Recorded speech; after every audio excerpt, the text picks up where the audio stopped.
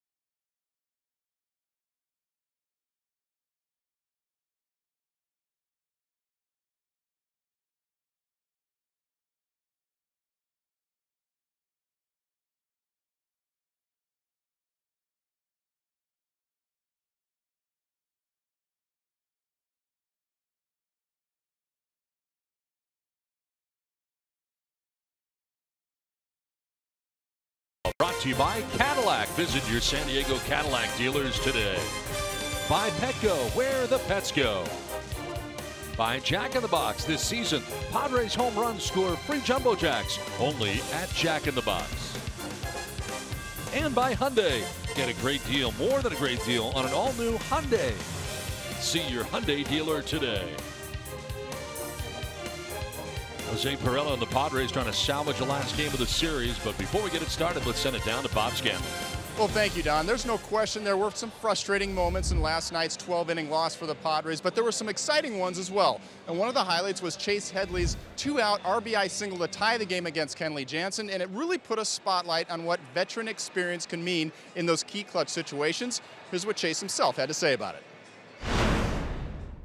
I think that as you get older, you learn how to deal with those situations better, and those are the things that you try to pass down. So when other guys are in those situations, they can just allow the at bat to come to them and make sure they have the right thought processes, because it's really easy to get overamped and swing at bad pitches in those situations. So you really have to kind of dial it back, and to take as much of the emotion out of it as you possibly can. You know, it's interesting. I asked him if there was a certain moment where he remembers sort of gaining that confidence and that composure that he talked about. And he said, no, I don't remember the moment that it changed, but I sure do remember some at-bats when I was a younger player where I just tried to do too much and rush things. The experience has made a difference, and hopefully it becomes a factor again tonight. Well, the Padres will try to give some offensive help to Luis Perdomo. He'll be going up against Kenta Maeda. Padres try to salvage the final game of the series. First pitch coming up next right here on Fox Sports San Diego.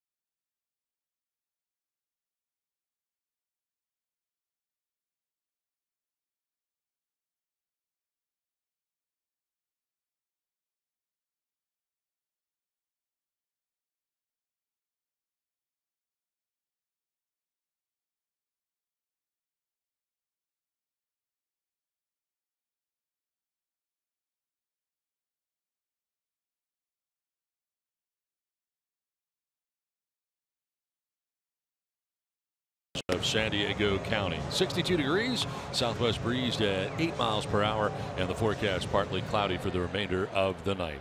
Don Orsillo, Mark Grant, Mark Sweeney, and Bob Scanlon with you for the finale of this three-game series with the LA Dodgers, the finale of the homestand for the Padres. Dave Roberts and the Dodgers are here for the last game of the series. Let's check out his starting nine. Chris Taylor leads it off, and in center field with Corey Seager at shortstop. Yasmani Grandal moving up in the lineup to the 3 spot. He's been terrific. Cody Bellinger is at first base with Matt Kemp, who's had a great series in right field. Jock Peterson is in left field with Chase Utley at second base. Max Muncy is at third, and Kenta Maeda on the mound bats out of the 9 spot. Luis Perdomo on the hill for San Diego. Right-hander's got some work to do, guys, against these Dodgers. That's for sure. Here's the 4-1-1 on right-hander Luis Perdomo. His scouting report brought to you by GMC. Pounds the sinker. Breaker when behind in the count, and if there's a runner on base, work down in the zone because he can roll a double play ball with the best of them.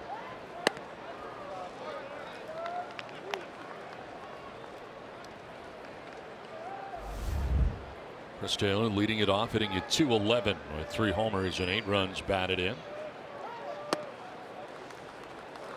Well, the Dodgers are starting to pick some things up here, outscoring their opponents 24-8 during their current 3-game winning streak. They are starting to really hit the baseball and offensively turning kind of a corner here on the year. Unfortunately, it's against the Padres at the moment. You know, Don, last night you saw a passive approach against Brian Mitchell, trying to see what he had last night. They already have familiarity against Luis Perdomo. They're going to go on the attack. 3-1 count here to Taylor. And that's a strike. Full count. If Luis Perdomo is right tonight, you're going to see some spectacular plays, and I think it's going to come with the glove of Freddie Galvis. On the outside corner for strike 3. That froze Chris Taylor. Good start for Perdomo. Time to look at the Padres defense, brought to you by the San Diego County Ford dealers. Corey Spangenberg in left field, Frenchie Cordero in center, Jose Perella in right. On the left side of the infield, Christian Villanueva and Freddie Galvis. Carlos Sasuaje and Eric Hosmer on the right side. Austin Hedges back in there, catching Luis Perdomo. 1 down in the first inning, and brings up Corey Seager, Dodgers shortstop. Well, the Dodgers have taken 15 of the last 21 games from the Padres, beginning on opening day last year. They've really dominated in the season series and off to a very good start this year. You know, guys, you think about it too, it's that NL West and how competitive it is. You know, Arizona Diamondbacks took 11 straight regular season games until they won the last one of the series right before this. Well, Matt Kemp has been a big part of the success in this series, hitting at .423 with 3 home runs, 9 RBIs over the last 8 games. This one fouled off down the left field line, out of play. So he has been hot. Yasmani Grandal also hot. Last 7 games, Grandal hitting at .381. And Kemp getting a chance to play every day. Starting left field the first 2 games of the series, and in right field tonight. That's inside. And that's why I'm hoping that Luis Perdomo is on his game, because I want to see him at his best against guys like Grandal and Kemp who are swinging the bat as well. Just early on, as you look at Perdomo throwing 11 pitches, it doesn't seem to be overthrowing. I think that's a big key as well. He's getting tremendous movement. Staying on line, too, is a very, very big key for the right-hander.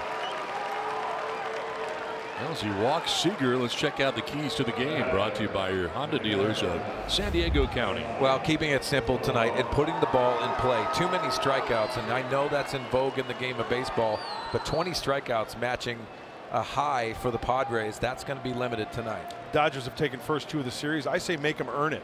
Too many errors, too many miscues for the Padres, 4 all told in this series up to this point against LA. Make them earn those runs. Well, Grandal standing in here. That's what he has done, hitting at .381 over the last 7 games. Overall, .347 on the year.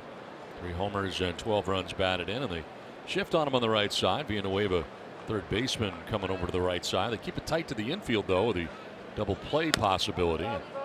That'll miss outside.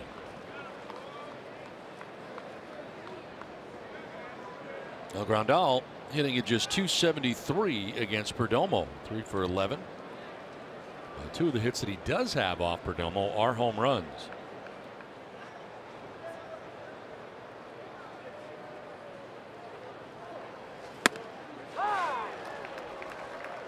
Well, huge RBIs last night for Grandal. Extra frames, and that one to the corner that will score 2.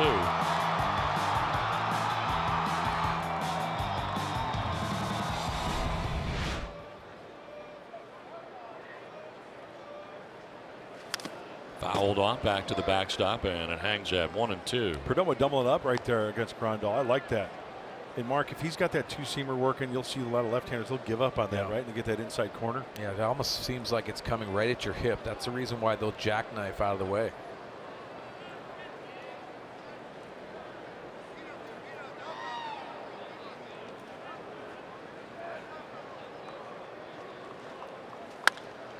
In the air, foul off to the left out of play.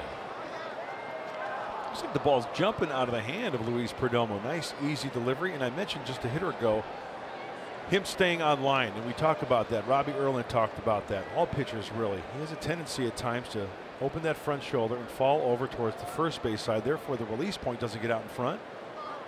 Let's see if he stays on line on this slider here.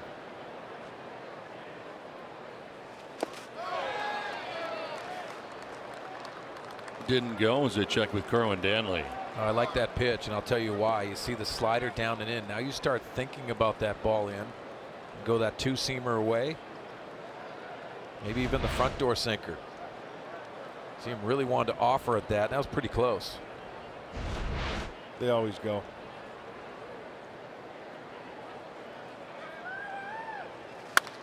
Lined over the shift into right field. Moving over to grab it is Perella. Heading for third base is Seager. Long single off the bat of Grandal. First and third with one down in the inning. Looked like he went 2-2 breaking ball, but left it over the heart of the plate. I think he wanted to bury that one towards the back foot or maybe even the back knee. And with the way that Grandal is swinging the bat, he's not going to miss many mistakes, especially one like that that speeds up his bat.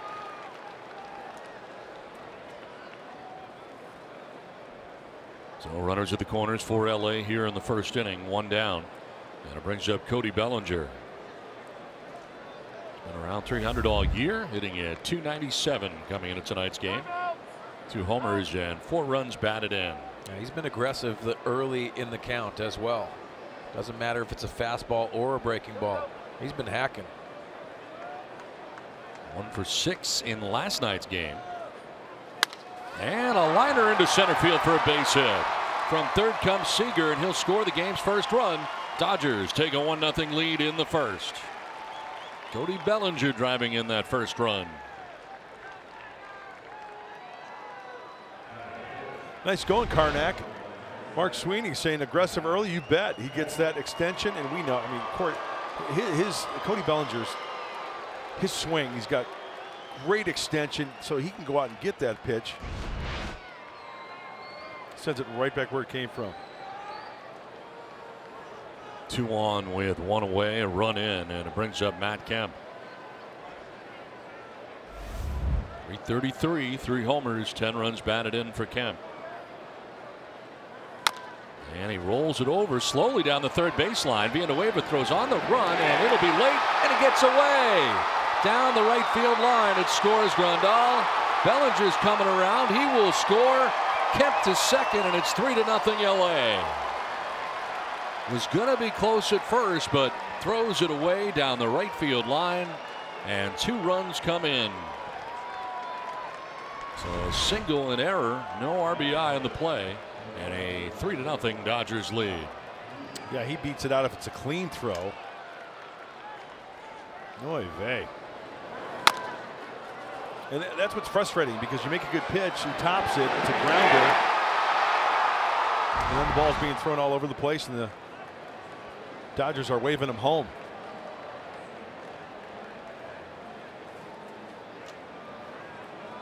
And Ballsy out there to talk to Perdomo here.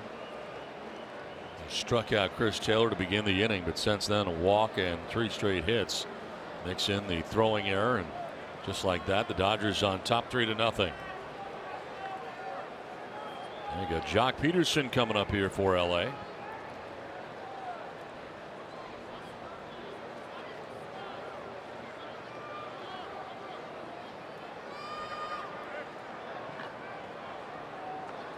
Peterson coming into the game late last night.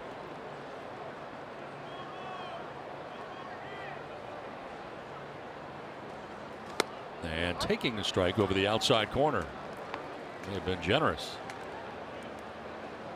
Just a 148 average for Peterson coming in. No homers and 3 runs batted in.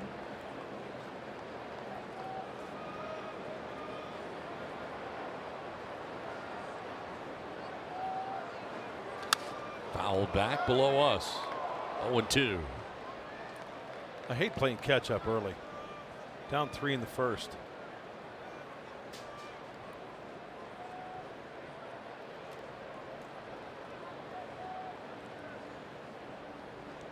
Been a long inning here for Perdomo. 24th pitch of the inning coming up. And he is not out of it yet, has just one out. Looks at Kemp a long time at second base. And able to strike out Peterson. Very defensive swing there. And that is strikeout number 2 for Perdomo. 2 down. Yeah, it looked like Peterson was looking for that comebacker in off the plate. Gets the breaking ball. 2 good breaking balls that at bat. As you said, Don, that awkward swing, defensive, trying to foul that off and get another opportunity. So 2 down in the inning brings up Chase Utley. Back-to-back starts after he did not start the first game of this series. Home run, 6 RBIs to go along with the .333 average for the veteran. Another start at second base for him.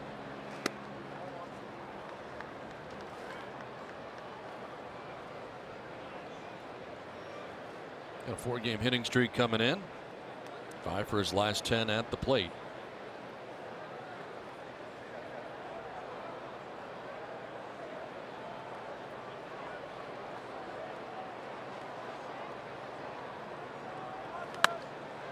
Strike call.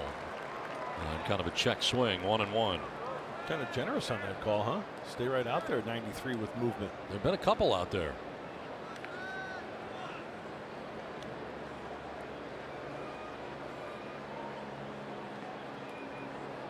(1,864th) game for Chase Utley in his career. Fly ball to left field. Spangenberg back a few steps. Almost to the track, but he makes the catch that ends the inning. A 3-run first for the Dodgers. The Padres are coming up.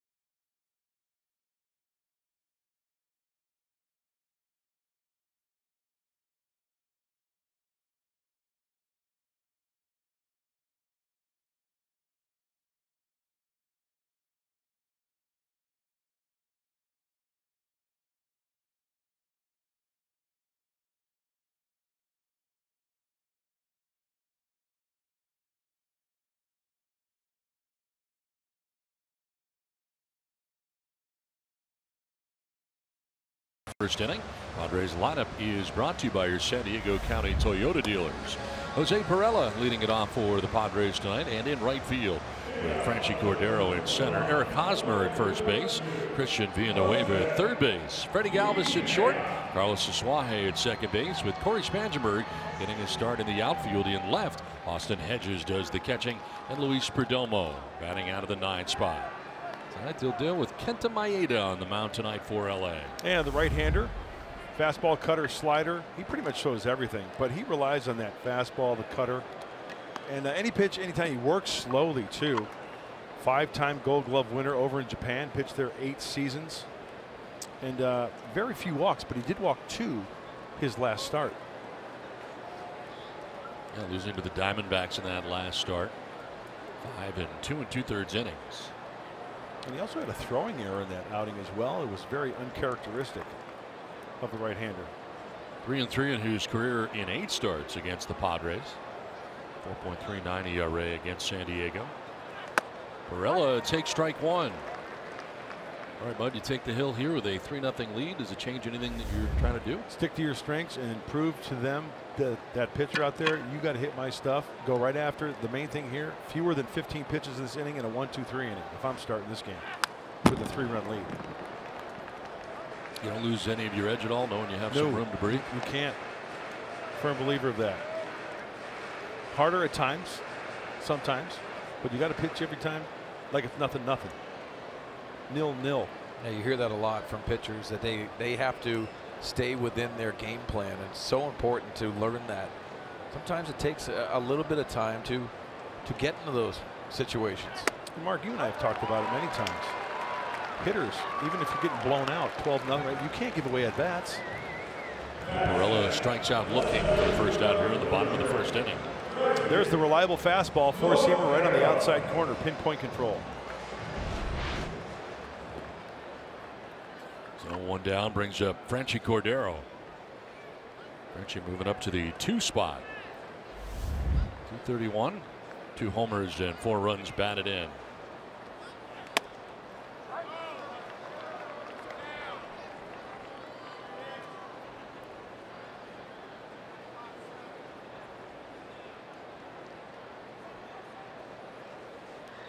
Now, strikeouts have been a real problem for the Padres, especially in last night's game, but Padres hitters have struck out 26.6% of their plate appearances, which is the highest rate in the National League.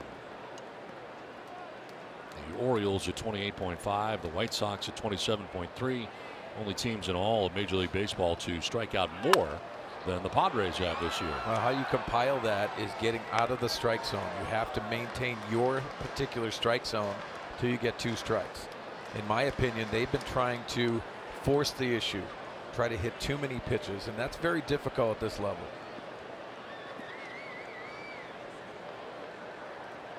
Cordero now, Hosmer next. You know, and this is just me talking. The only thing I know about hitting is how to give it up. So, but what I've seen from hitters sometimes at certain points of the count, too big of swings. Yes. To where you should, like the other day, just put the ball in play for a game of pepper, right? If you hit it to an infielder, you hit it to an infielder, but at least you're giving yourself a chance. Yeah. Too many, like 2 strike swings that like coming out of their shoes and stuff, and that's what I see. Simple facts, and you're always learning from experts that have been there before you. Ozzie Smith, who made himself into a good hitter, known for his glove, said, let that pitcher supply the power. And why I say that, it's really resonant about how the game has gone. There's a lot of velocity in the game now. Strike 3 call. First 2 batters strike out tonight for the Padres. Dodgers defense brought to you by the San Diego Cadillac dealers. Peterson, Taylor, and Kemp from left to right. Max Muncy gets to start at third base. Corey Seager at short. Chase Utley at second base. Cody Bellinger plays first. Yasmani Grandal, who's been very hot, is catching Kenta Maeda. Now 2 down here in the first inning brings up Eric Hosmer. He's part of the comeback in last night's game with a solo home run. Started the comeback against the Dodgers closer, Kenley Jansen. For Hosmer, his first Petco Park home run in a Padres uniform. Second home run for the Padres.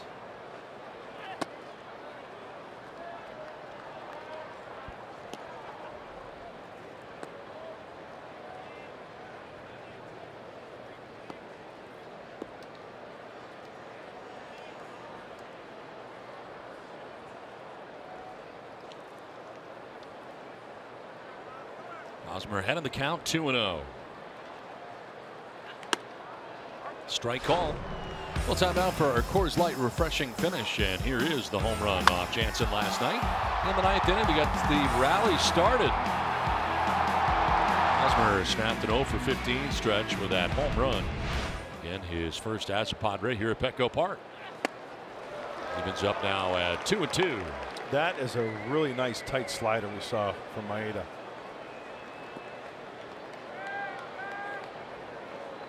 And it looked like that pitch split the heart of the plate as well. Very aggressive with that pitch in the zone. There's a fastball in.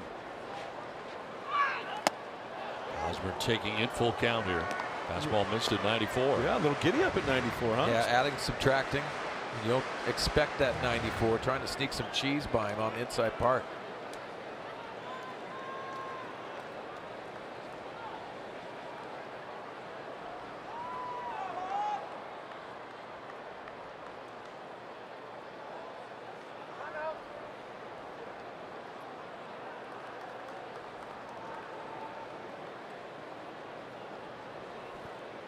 Going for that slider with the back foot. Popped up, foul ground. Grandal will give it a look, but it is back and out of play.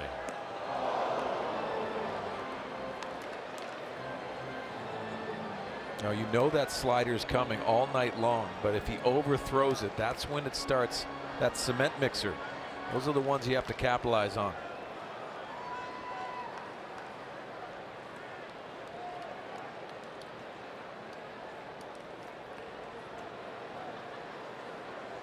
Honeycutt talking it over with Dave Roberts. Payoff pitch. Hosmer grounds it on 2 hard hops to first. Bellinger will take it himself to the bag to end the inning. Padres down in order. Dodgers on top 3-0.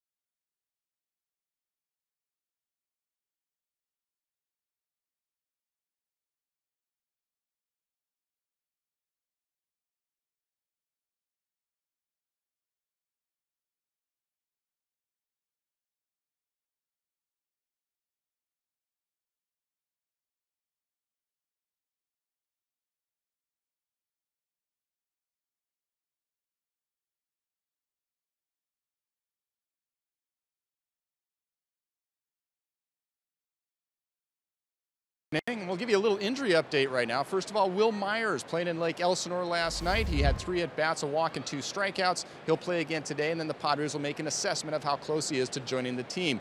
On other news, there was a simulated game today. Kirby Yates threw in that game. It's the first time that he's thrown against live hitting since he injured his ankle. The good news is he felt fine. Everything felt good with the arm. He said the ankle actually felt better as well, so that's all good news. And along with that, Manny Margot had some at-bats in that ballgame. It's the first time that Manny's had baseball activity. So the hope is that Kirby Yates will be activated on Friday, and Manny Margot will join the team in Arizona and maybe join them at the end of that series, guys. So everybody getting healthy and hopefully back in uniform soon. All right, Scan, thanks very much. As Padres need some of those guys back. That'd make a big difference, certainly in the lineup, and even better, the bullpen. They get Kirby Yates back after tremendous year last year, good start to this year, and that was such a freak accident in Houston, just out of nowhere, really. Yeah, it's his push-off foot, and he said when he followed through, because pitchers kind of turn on their back foot, right, on the follow-through. So we're hoping to wish a big mahalo to Kirby Yates as he gets better and he gets active. It's my favorite Hawaiian right there, the one with the beard. Born in Hawaii, lives in Hawaii. Whoa. Pretty good pitch. Really back-to-back pitches. I thought the last one was really close, and then obviously that one's coming back. Austin Hedges wanted that as well. Too far inside, ball 4. Second walk allowed by Perdomo. Max Muncy on to begin things here in the second inning. So lead runner on, and it brings up Kenta Maeda, the pitcher. The last time we saw Perdomo, he was ejected, throwing behind Nolan Arenado, and that started the brawl between the Padres and Rockies April the 11th. He had thrown 2 scoreless innings up to that point and left the game after only 39 pitches. A 5-game suspension, which works out to what, 1 turn in the rotation. So now the Padres can give rest to the rest of the rotation and actually end up with 2 days off, because the Padres have tomorrow off, a travel day, as they head to Arizona. Road trip will be the Diamondbacks and back to Colorado again. Wow. Believe it or not. They're charging from the corners, but Perdomo steps off. Gotta love that scheduling, huh? It's unbelievable that we don't go back to Colorado until August. For the final time of the 3 series of the year. Bunt dropped down. Good one. Hosmer has 1 play. It's at first, and he makes it with Asuaje covering. Sacrifice goes 3-4 as Muncy takes second base, and the sacrifice complete for Maeda. I've always loved it when pitchers get it done quickly and efficiently. Don't prolong that at bat. Get back in that dugout. Get your guy over. Take a little bit of a blow there and get ready for next half inning. So now runner in scoring position for LA, and it's second time through the order for Perdomo. This was one of my keys, guys. Runners in scoring position, and Perdomo getting the off-speed stuff over early, because these guys are looking to drive it in. They're looking for the number 1.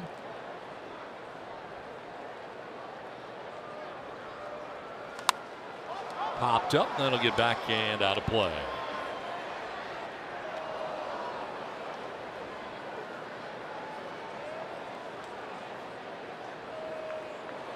Second at bat of the night for Taylor. He struck out looking in the first inning. One of 2 strikeouts on the night for Perdomo.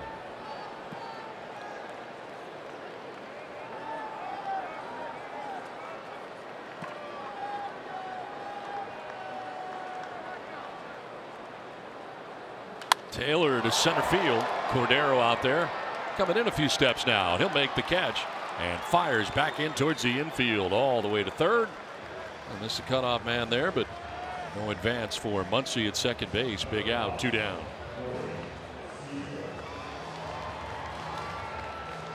The sun has set, getting a little darker here tonight at Petco Park. For game 3 of the 3-game series and the conclusion of the homestand for the Padres. It's been unseasonably cold. Yes, it has. And I understand somebody that we know in our broadcast team is wearing long johns. Yeah, I mean, I'm not going to name any names. I am. When I go out to that set where we do the post game, Yeah. it has not been warm, and I hate to complain because everyone's getting canceled around Major League Baseball, but it has been cold. You know what? That's a veteran move on your part. Sorry about it. Wow. I love long johns. That's a lot of information. 2 down, runner at second. Well, some of us don't need You're extra. You're not enough. You're not comfortable. Line to left, in for a base hit. From second comes Muncy. He'll score. And the Dodgers take a 4-0 lead. Corey Seager taking it the other way to drive in that run. Well, that's why he is so good. Hitters count 1-0. Hands first, barrel follows, spanks it the other way. That's a changeup. That's a high changeup on contact right above the knees. No, those RBI hitters just absolutely have to commit to the big part of the field going the other way. It's a really nice piece of hitting by the shortstop. Here's Grandal, doesn't get any easier.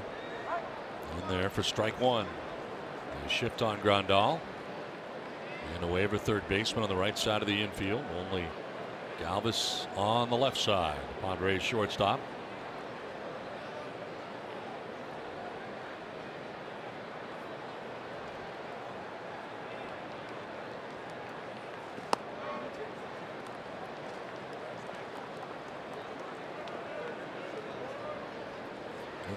The combination of Kemp and Grandal. Both former Padres have driven in 13 of the 17 Dodgers runs coming in the first 2 games of the series.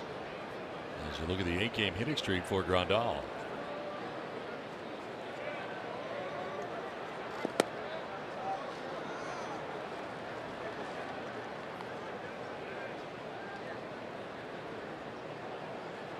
Out to the 4-0 advantage tonight. 42 pitches already for Perdomo through an inning and 2/3. On a night where they really need him to go a while in this game. Bullpen has been used quite a bit. You know, the last couple of pitches, guys, once again, Luis Perdomo kind of fallen off a little bit, not in line with home plate, hence the 3-1 count. Got to stay away from those hitters' counts.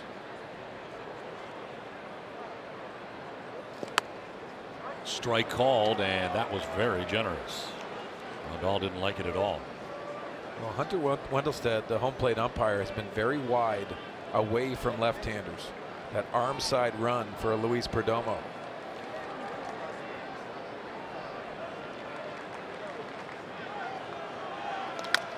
On the ground, into the shift on the right side. Villanueva cuts it off, flips underhanded, and in time to retire Grandal.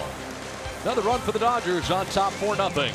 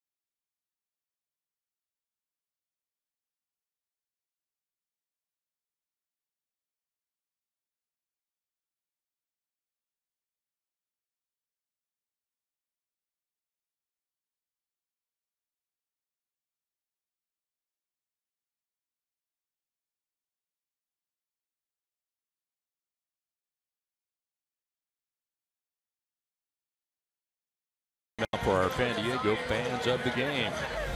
They're hanging out in the Jerome's furniture area there. Very comfortable. I saw Mark Sweeney down there before the game enjoying those chairs. I actually got a couch from Jerome's today for the new house. It's called the Cloud Couch. Nice. Cloud? Yes. Explain. Like you're on a cloud? Yes, you do. Awesome. And I'm going to take a nap. In that chair. In the couch. It's like a Barca lounger. Does it? No, go it's back? A sectional, and you just lay back and it's like you're floating. Enjoy yourself. That's definitely going to be Sween Dog's area. That's Cloud Couch. That's what it's give it a called. sniff. Sorry about it. Thanks, Jerome's. Bottom of the second inning. Christian Villanueva leading it off. Villanueva coming in, hitting at .327. 6 homers, 13 runs batted in.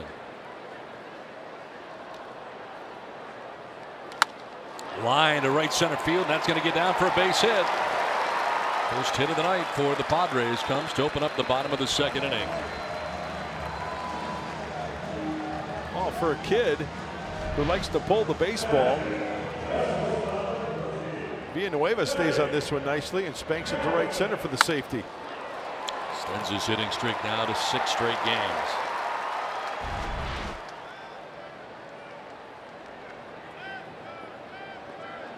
Board here to begin things in the bottom of the second inning and brings up Freddie Galvis. Galvis has been batting in the 2 spot primarily for the Padres, but dropped down tonight to the 5 spot. 284, home run, and 7 runs batted in. He's played in every game so far for the Padres and played in every game last year.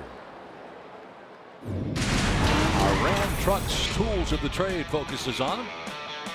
Freddie Galvis, numbers against Kenta Maeda as a Philly, a fight and fill 5 for 9, a double, a home run. He's driven in 3. You gotta love Freddie Galvis. In the dirt, blocked by Grandal. No advance at first base for Villanueva.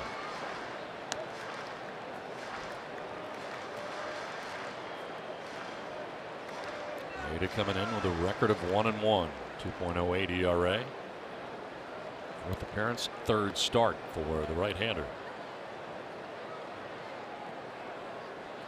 And stake to a 4-0 advantage in tonight's game. Got 3 runs before he even took the hill in the bottom of the first inning. Dodgers had another run in the top half of the second inning. That's a strike to Galvis, and it's 2-1. You know, guys, Freddie Galvis always takes in information, checking out the signs down to Glenn Hoffman, but also surveying the land. Always looking around how they're playing him. If he can lay a bunt down, is there seams in the infield?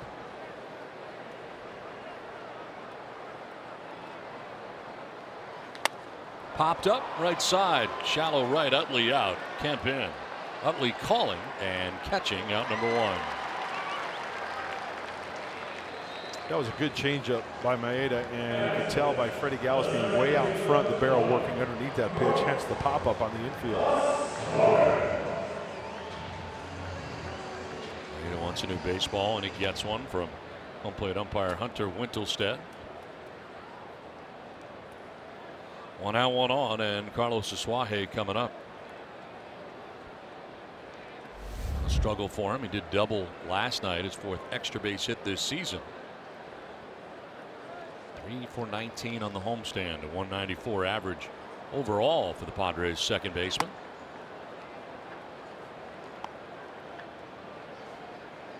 He's now started 19 of 20 games so far for the Padres at second base, and appeared in all 20 games.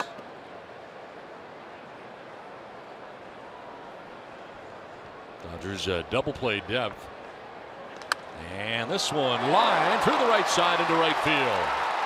Villanueva rounds second, but he'll retreat to the bag.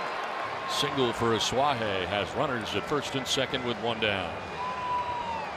Anytime you get a guy on first, you look for something elevated, even if it's away, because you want to pull that into the hole. See Chase Utley positioned over. Nice hitting by Carlos Asuaje, just out of the reach of Bellinger. Oh, he needed that. 2 on, 1 away, and Corey Spangenberg coming up. Asuaje starting all the games at second base. Spangenberg trying to find some playing time, and tonight he comes via a start in the outfield. A start in left field for him. 186 average, 2 homers, 4 runs batted in for Spangenberg.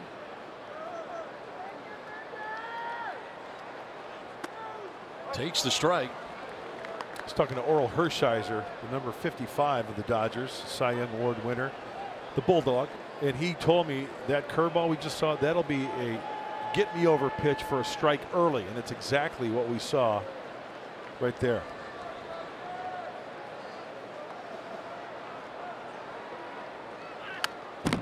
Foul back to the screen. 0-2 the count.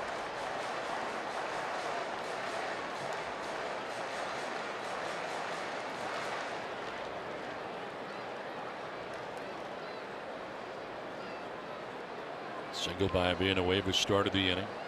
Galvis popped out to second base. Asuaje with a single through the right side. First and second, 1 down. Line to right. That's in for a base hit for Spangenberg. Villanueva will be stopped at third, and the Padres have him loaded with 1 down here in the second inning.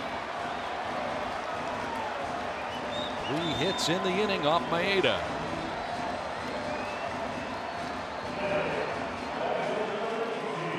Well, you go back to that first pitch. He saw the breaking ball, so he's staying back. He has to stay back, and that's the slider that he lines to right field. Good piece of hitting by Corey Spangenberg in an 0-2 count.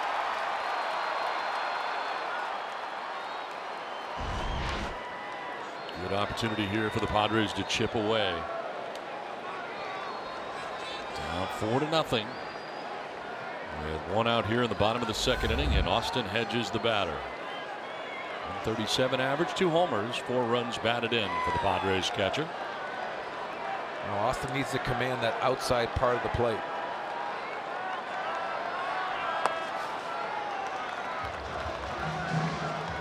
So many times we've seen him in pull mode in these situations, and a lot of his good swings have been foul balls. That's the indication of when you struggle. You have to put that ball in play, and that right center approach is going to help him here.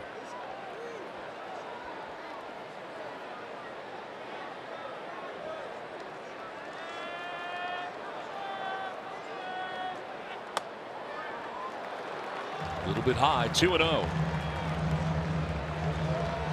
All night we've talked about simplifying for these San Diego Padres with all of those strikeouts in big situations. You have to split the plate in half, and it looks like Austin Hedges is looking out over that plate. See if he gets a mistake. Pitch 30 of the night for Kenta Maeda.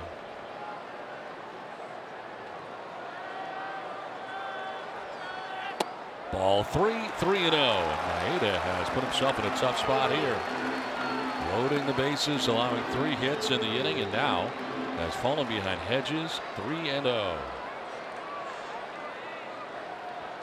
Villanueva at third base, Suaje at second base, Spangenberg at first.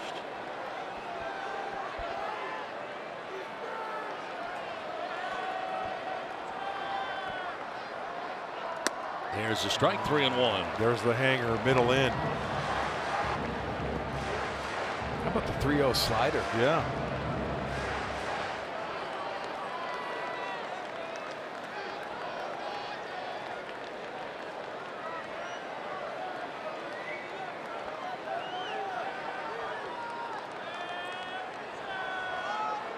I'm still kind of shaking my head. 3-0 slider with the bases loaded.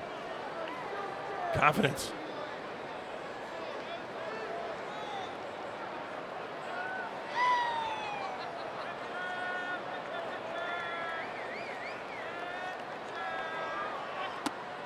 Ball 4, and he walks in a run.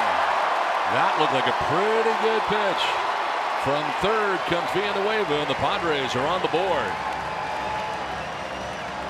Let's see it again, but that looked like a very good pitch.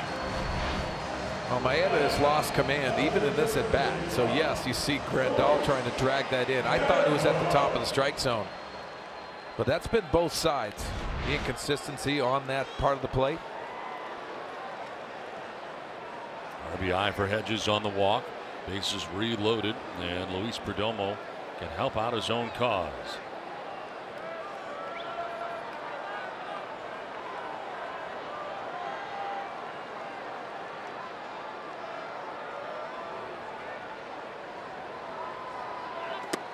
Wild swing and a miss for strike 1. At least 1 for 2 on the year at the plate. Overall in his career, a 128 hitter. 3rd major league season for Luis Perdomo.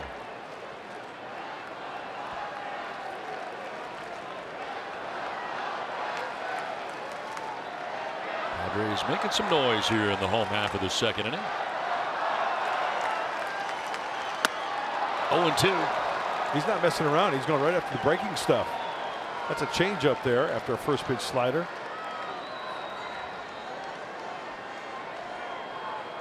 Last year, 5 hits for Perdomo at the plate. All of them extra base hits. Of course, he had the double and 4 triples, which was amazing for Perdomo a year ago. I was chasing Dontrell Willis for the triples record. D-Train.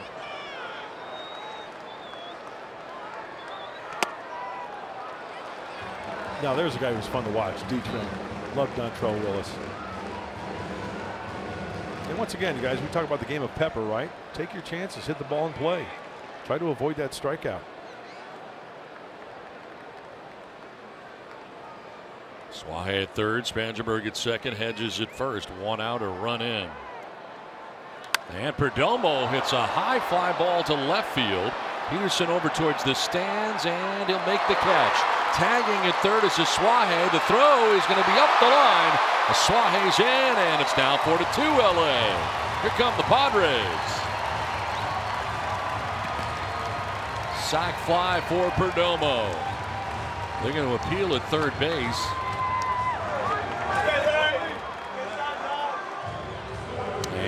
did leave on time. Well, Kenta Maeda is mad at this pitch, and you see Jock Peterson, a tough throw to make. You see it going inside that line, allowing Carlos Asuaje to slide in easily.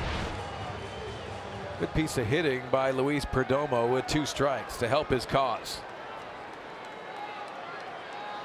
So first and second now with 2 down, back up to the top of the order.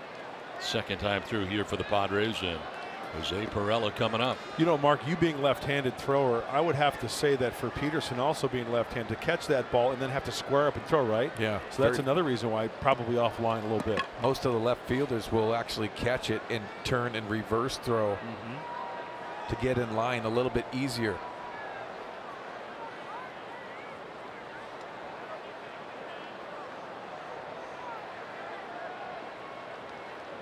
Maeda backs off, wants to see the signs again.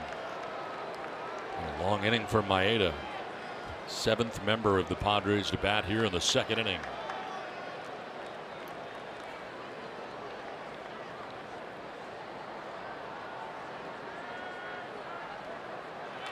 Well, chops it foul. Strikeout victim in the first. He went looking. 2 strikeouts for Maeda.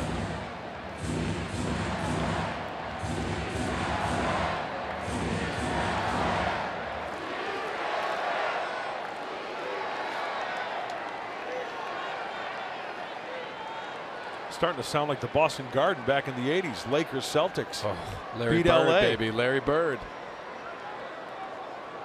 Dennis Johnson. Oh. Bluff to second, no throw. Robert Parrish. Kevin McHale. Danny Ainge. Tommy Heinsohn. It's a little way back machine. Well, that's Bob Cousy. Bill Russell. Sure, why not?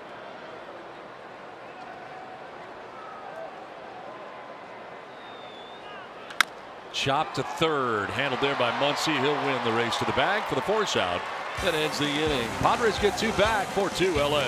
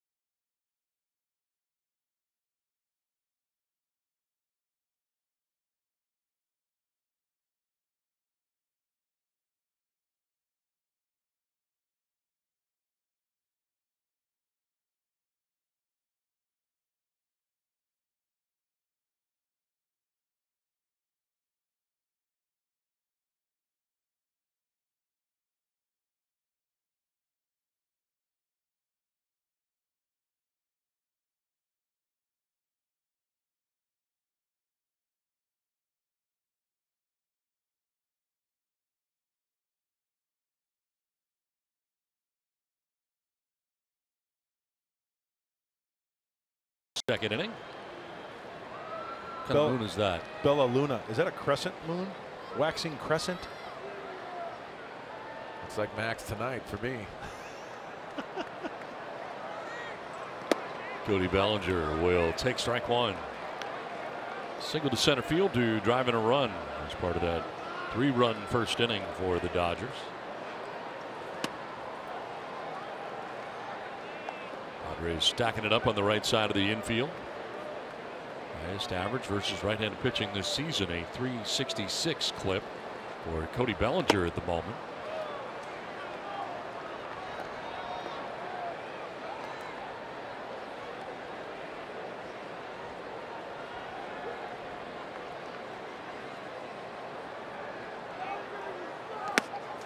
Big cut there.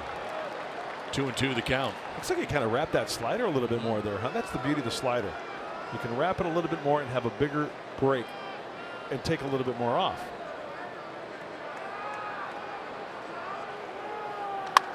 Line down the left field line. That will be a fair ball and head to the left field corner. Spangenberg will dig it out, but not before Bellinger standing at second base with a leadoff double to open up the third inning. Almost looked like he was sitting breaking ball and adjusted to the fastball. A short swing will allow you to do that. Also, when you're hot, those are the breaks you get, hitting him inside that left field line. Well, the Dodgers so far have been converting with runners in scoring position at least half the time. 3 for 6 in that category on the night.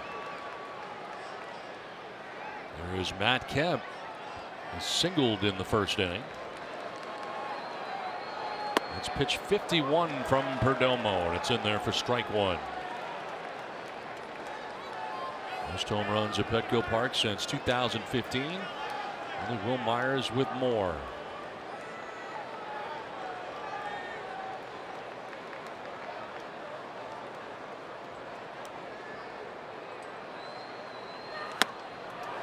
Oh, 2.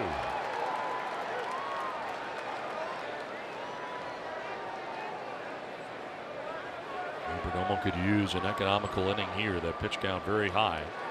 Through 27 first inning pitches, 45 through 2. This will be pitch 53 of his outing, and does not have an out here in the third inning yet. Ooh, he wanted to, but that's exactly where Luis wants to throw it. There are throwing good strikes, and then there are throwing balls off the plate when you're ahead to have the hitter enticed to swing at it, right? I mean, we've seen Matt Kemp swing balls in the dirt.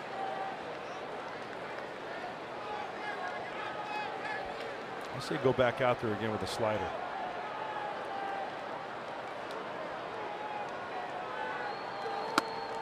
Staying away. Fastball that time. 2-2.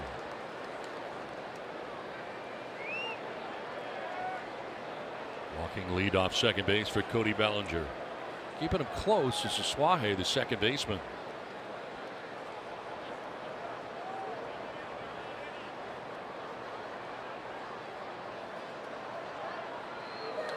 Line into left field, a base hit for Kemp. Bellinger will be stopped at third, a bobble, but Bellinger had already had the stop sign put up by Chris Woodward there at third base, so he stopped. The bobble not costly for Spangenberg in left end. Runners at the corners with nobody out here in the third inning. Tried to sneak a fastball by him. Two-seamer on contact right at the belt buckle. Good top hand. One hopper through the 5.5 hole.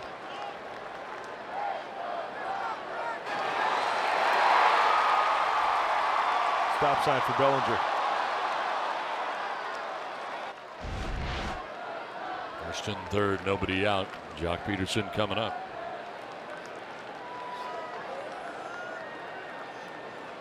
Peterson, a strikeout victim in the first. He went swinging. One of 2 Ks on the night for Luis Perdomo. Runners in scoring position. So far 2 for 6 in that category.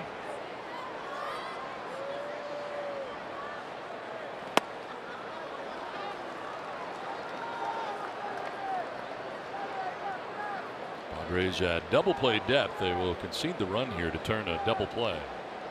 And last season he forced opponents to ground into 32 double plays. Luis Perdomo did. Ranked tied for first in the National League in that category. Yes, he did. Yes, he did, according to Kerwin Danley and Mark Rapp. One matters, one doesn't.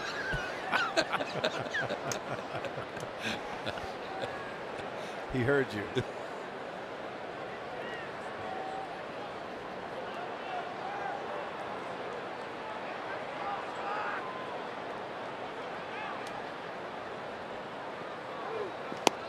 Outside, ball 2, 2-1. Double start of this inning for Cody Bellinger down to the left field corner. Kemp with a single into left field. First and third, nobody out. Dodgers on top 4-2 They're batting in their half of the third inning. Wild swing and a miss. Sent some of those from Peterson. Mark, I want to ask you too, when you have a sinker baller and you talk about staying in line, why would catchers always work the edges so much? Because you think about the movement, and I've heard you say it before, use that movement to your advantage and maybe set up over the plate and handle those corners. You don't want to throw down the middle of the plate, I know that. Yeah. But would that help a Luis Perdomo? I think it would. I think it comes from a comfort level from the pitcher himself. Here's a drive to right. Down to the right field corner goes Perella. That's going to fall foul.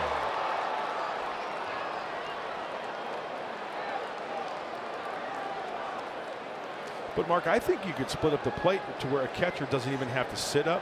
And granted, don't get me wrong, whoever's catching Luis Perdomo, they go over the meetings and they talk about stuff like that. But rather than splitting the body in half of the, you can go the outer third maybe. Yes. And have him aim that way and still have the ball work that corner. Rather than, like you said, on the corner, split his body, and then, you know, when that pitch gets to the plate, it's 6-7 inches off the plate. Do you remember Matt Clement? Did you play with Matt? Yes, I did. I mean, he had tremendous movement, right? And that's a perfect example. He could throw a two-seamer down the middle of the plate, just above the knees, and bang, that ball would work itself off the corner. On the ground through the right side of right field, a base hit. Bellinger will score from third. Kemp is headed to third. Throw is cut off. The Dodgers take a 5-2 lead. Jock Peterson drives in the most recent Dodgers run.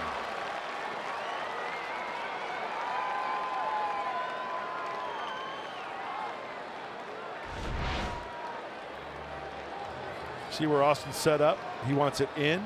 That ball on contact right down the heart of the plate. Speeds up his bat.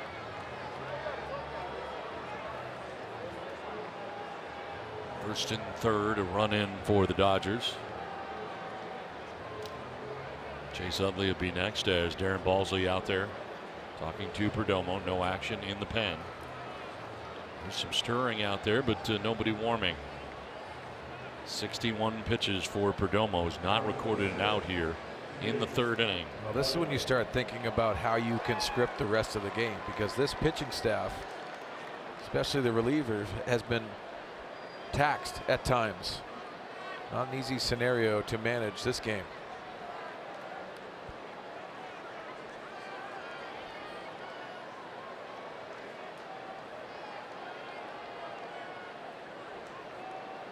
Now Chase Utley fly down to the left fielder Corey Spangenberg back in the first inning. 2 for 6 with runners in scoring position on the year. And he takes a look at strike one.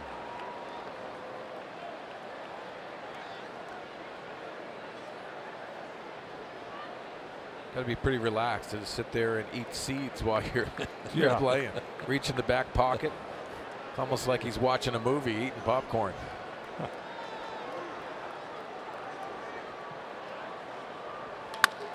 Jolts this towards the gap in left center. That's going to get down to the track and the wall. Kemp will score. They're going to wave Peterson around. He will score. 2 more runs for the Dodgers, who take a 7-2 lead as Chase Utley drives in a pair. It's a 5-run LA lead.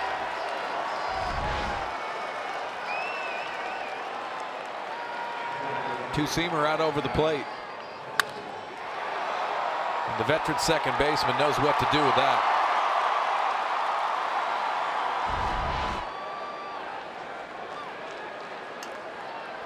Four straight hits to open up this third inning, and the Dodgers have a little more breathing room now on top 7-2. Next Muncy coming up. I guess Utley was relaxed. Sure was. Driven to deep left field. Spangenberg going back at the wall. It's gone. Max Muncy with a 2-run home run puts the Dodgers on top 9-2.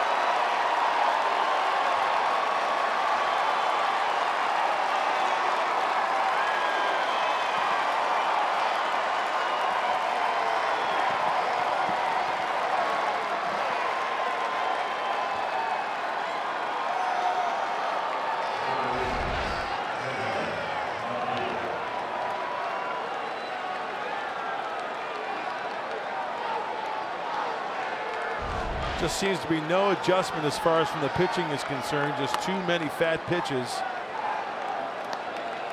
Not hitting the target as planned for Luis Perdomo, and the Dodgers are taking advantage of those mistakes. Action has just started in the Padres pen. It is Tyler Webb, joined the team last night, pitched in last night's game.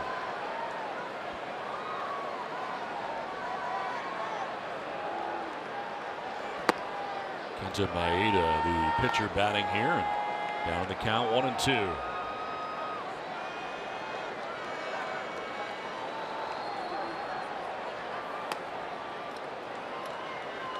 Maeda, first time up, able to drop down a sacrifice.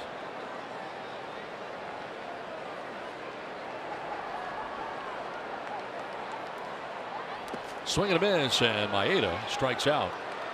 That is the third strikeout for Perdomo, and finally the first out here in the third inning.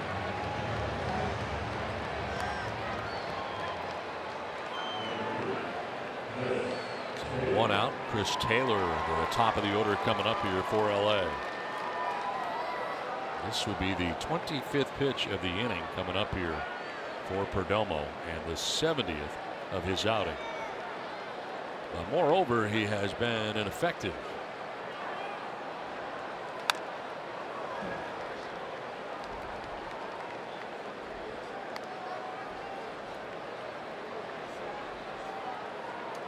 Taylor tonight has struck out looking and flat out to center, 0 for 2.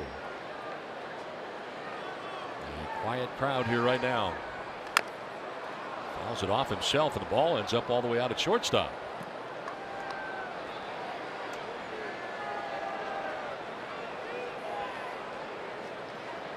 Taylor down 0-2 and wincing in pain. Well, this is where he needs the wipeout, right? Not to go 1-2's fine, but 2-2 and then 3-2. He's doing fine. The first pitch strikes, 14 of 19, but it seems like getting ahead and then evening the count and not being able to put him away.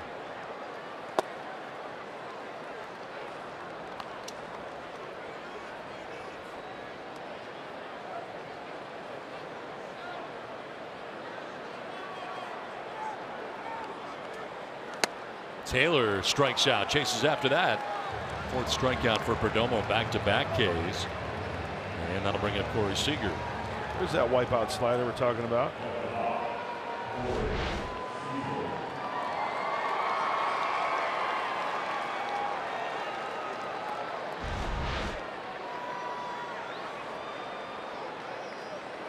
Corey Seager has walked and singled. Drives one foul off to the left, out of play.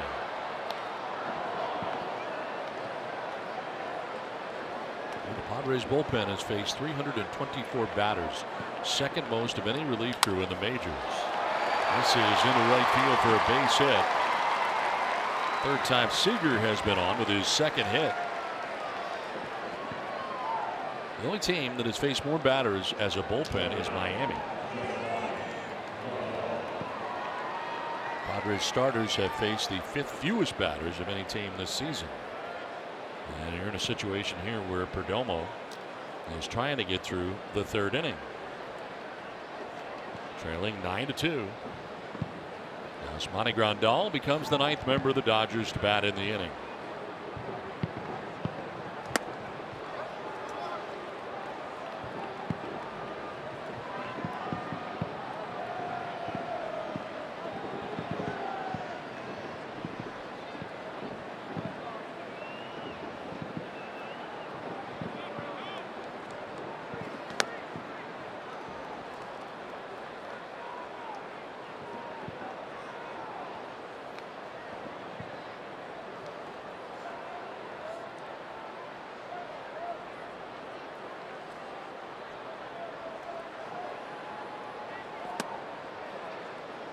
Didn't miss by much. 2-1 to Grandal.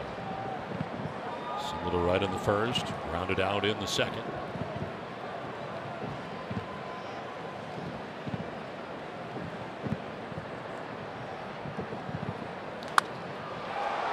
In the air to center field. Frenchy Cordero now coming in.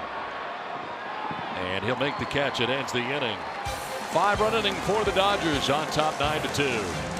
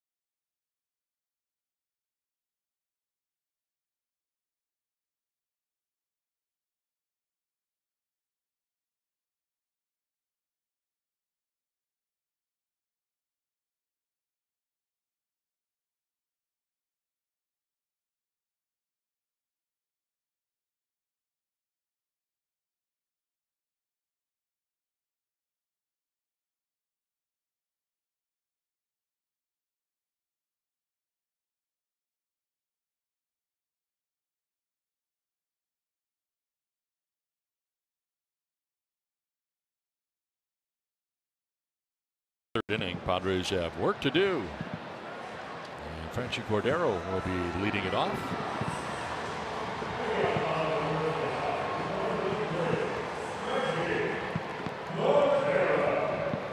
Cordero, Hosmer, and Villanueva coming up here for the Padres.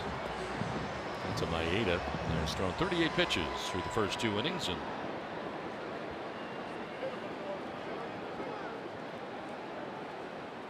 so far, 2 strikeouts, a walk, and 2 runs he allowed came last inning after a 1-2-3 first inning.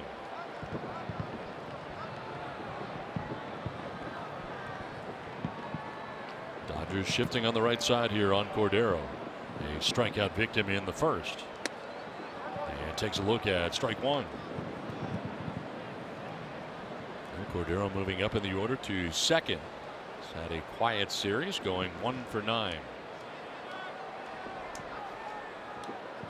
Shows bunt, pulls it back, and takes ball 1, 1-1.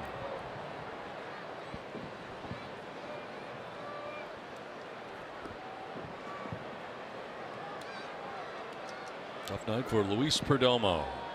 He's been charged with 9 runs in the first 3 innings. So 79 pitches through the first 3 innings, and faced all 9 of the Dodgers in the third. Yeah, that's a heavy workload. Way too many pitches. We know that. And you can see how frustrated he is. Just hasn't been able to make an adjustment. The Dodgers are just crushing the stakes. Yeah, because what's in front of you too. You understand what's been said after your previous starts, what you've dealt with emotionally into this season. It's a short leash when it comes down to performing at this level, and it's very difficult to handle at times. I think some wondered if he would be too strong in this outing tonight, having this time off with the suspension, but I don't think that was the case. Do you? I don't think so either, Don. I have to agree with you there. I mean, I think Luis Perdomo right now, like, it's his 3rd year at the big league level, right? This is not new territory for him. He knows his routine. He knows what he needs to do to be prepared. And let's put the disclaimer out there. You know, he's a human being too. I mean, there are going to be nights he's not going to feel it, right?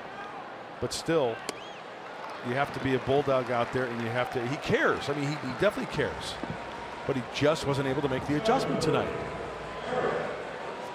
Cordero striking out for the 2nd time tonight. 3rd K for Maeda. I think it's so easy at this level to say, you know what, he's got great stuff. He's got the ability to look so good. The ground balls, there's so much positive you think about. But mentally, how challenging this level is, because everyone is making adjustments against you. And if you're missing location and you're getting into too many hitters counts, this level, they're going to hurt you. and it really is difficult to handle those scenarios. I think Luis Perdomo is in that mode.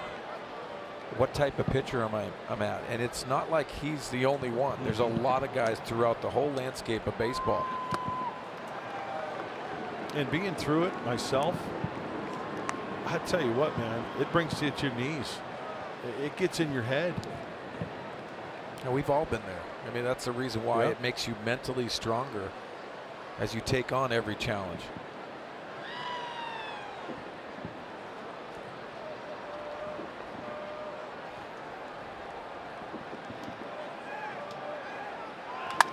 Right back where he came from and into center field. A ringing single for Eric Hosmer. Right back and through. Time now for our Kia drive to success.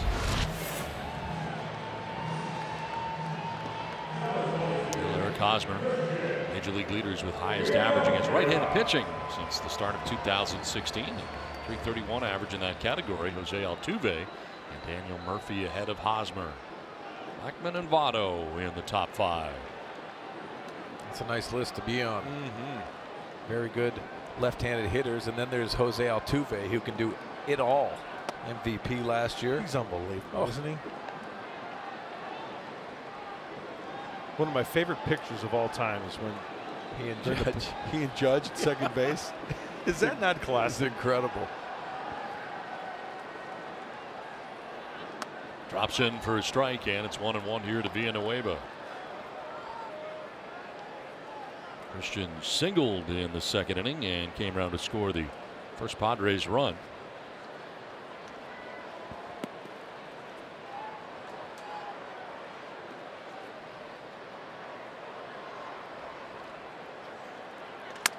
On the ground foul outside of third.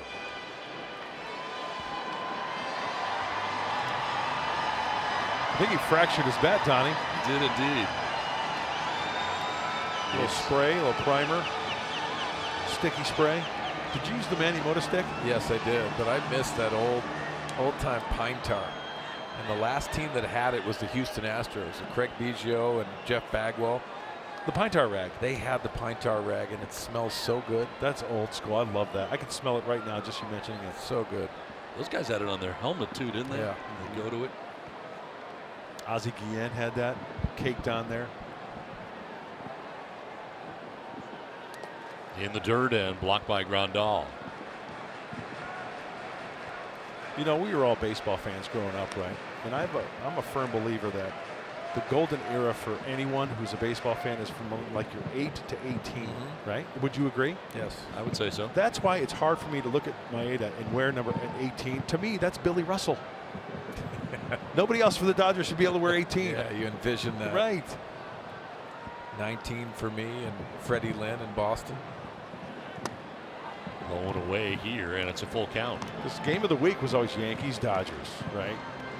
There were some other teams sprinkled in there, but you always see number 18 at short, Billy Russell.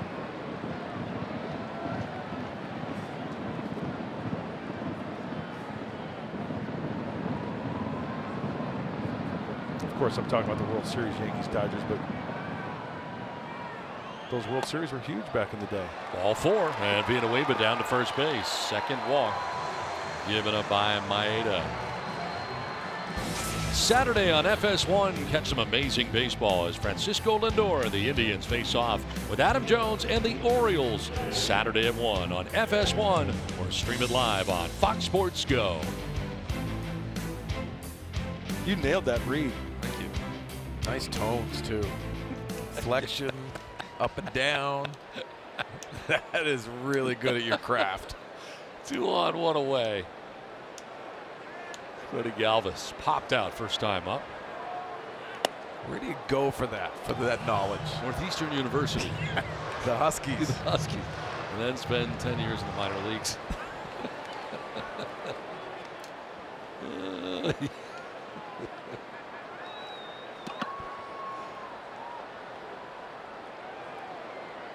First and second here, 1 away. The Padres trying to chip away, and a fly ball to center as Chris Taylor moving back for out number 2. Tagging at second, heading to third is Hosmer. He will get there. So 2 down, and Hosmer to third base. How you doing? I'm doing great. When you go to a restaurant, like you order off the menu, I do. all of the bone-in ribeye with the cream spinach You've eaten with me at a and restaurant a side. before, several times. Now, most people, I will tell you, if you eat with mud, you should keep your hands and fingers and feet away from the man's mouth while he eats. It's a feast. You never met a meal you didn't like. It's No. a feast. It's gross, is what it is. It's You got to wear a hazmat But anyway, suit around you. You have eaten with me, and do I order like that? No, I you never don't. order like that. No, you don't. No. Also, when the bill comes, Oh, oh yeah, this one in the air. the gator. He's always either in the bathroom. Alligator arms. He's always in the bathroom. He's always got to go to the bathroom right before he comes. Timing is everything. It applies to that. You know what happens too? This is big. This is Mud's big move too. Oh, I'm getting a call. And then he picks up his phone and he walks out of the restaurant. You know what a veteran move is? Seriously, if you're at dinner with somebody and you don't want the bill, you put like your cell phone and you load up on like your right or left side to where they have to put the check somewhere else. Yes. Like near you. That's a good idea. That's a veteran move. Yeah. This is line to left. And it's going to land fair in the left field corner for Suaje. That'll score Hosmer. Coming around from first, Villanueva. He will score. And the Padres get two back. 9-4 now, LA on top. 2 for 2 is Suaje. Well, the first hit came on a breaking ball as well. This one's the slow version. Stays back nicely and drives this the other way. That's what Carlos Suaje needs to do. All of the field is paid for. Use it. He did exactly that on that at bat. Dumps into the left field for a 2 RBI double.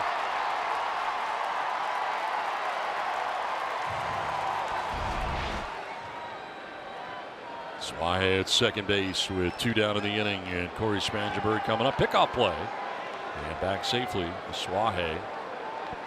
Shooting in behind him, the shortstop, Corey Seager.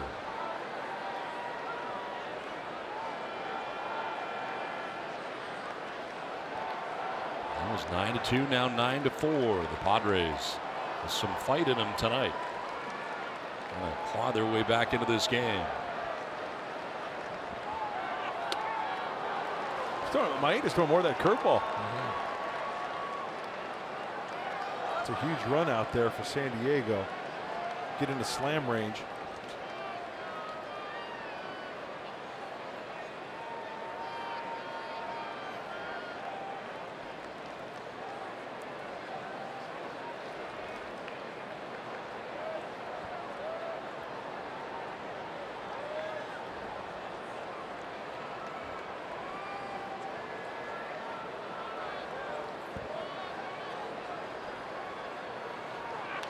On the ground by the mound towards short. Seager charging in and no throw.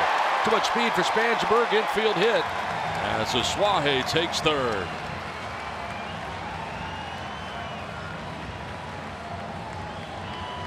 Now, speed is something you bring to the ballpark each and every night. You top this one, and you can see Seager. He's playing over towards the second base bag. A long way to go. And sometimes the best play is no play. No reason to throw that one. You've got 2 outs. You've got the lead.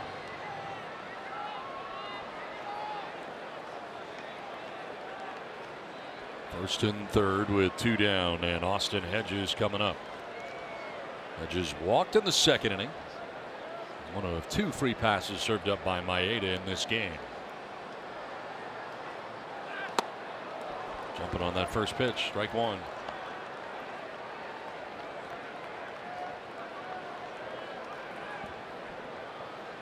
With the pitcher spot due next, Chase Headley has come out on deck.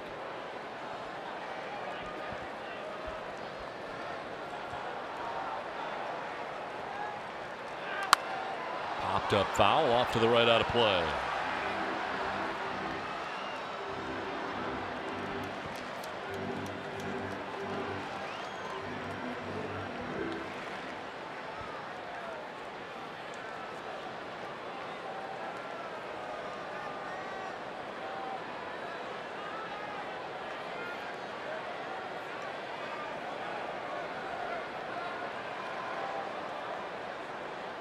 Swing and a miss, and Hedges strikes out to end the inning. Carlos Asuaje getting the Padres closer as Asuaje doubles. It'll score Hosmer and Villanueva. Now 9-4 LA through 3.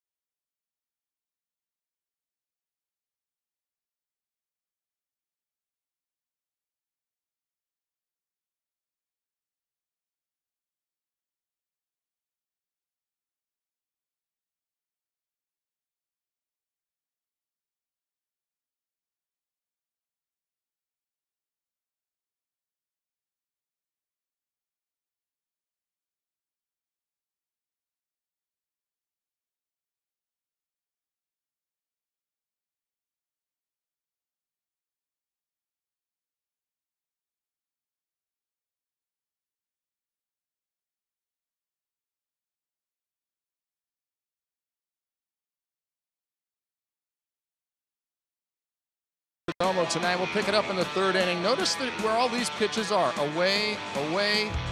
Jock Peterson, away. Chase Utley, away. Everything is away, guys. We talked about making the adjustment. It looked like the Dodgers came into this game tonight focusing on getting something out over the plate. They challenged Luis Perdomo to pitch inside on them. He said, look, if you can pitch inside and pound us in there, then you're going to get us out. If you make a mistake out over, we're going to jump on it. That's where they were able to hurt him tonight, guys. Tough night for Luis Perdomo. Lasts only 3 innings, Scan, and as it turns out, allows in 9 runs on 10 hits. And hands the baseball off to the pen here for the 4th inning. And Tyler Webb, last season between New York and Milwaukee, 9 appearances. Named off waivers from the Brewers. And he deals with Cody Bellinger to begin things here in the 4th inning. Tyler pitched in the 12th last night, a third of an inning, took the loss after surrendering a couple of hits and 3 runs.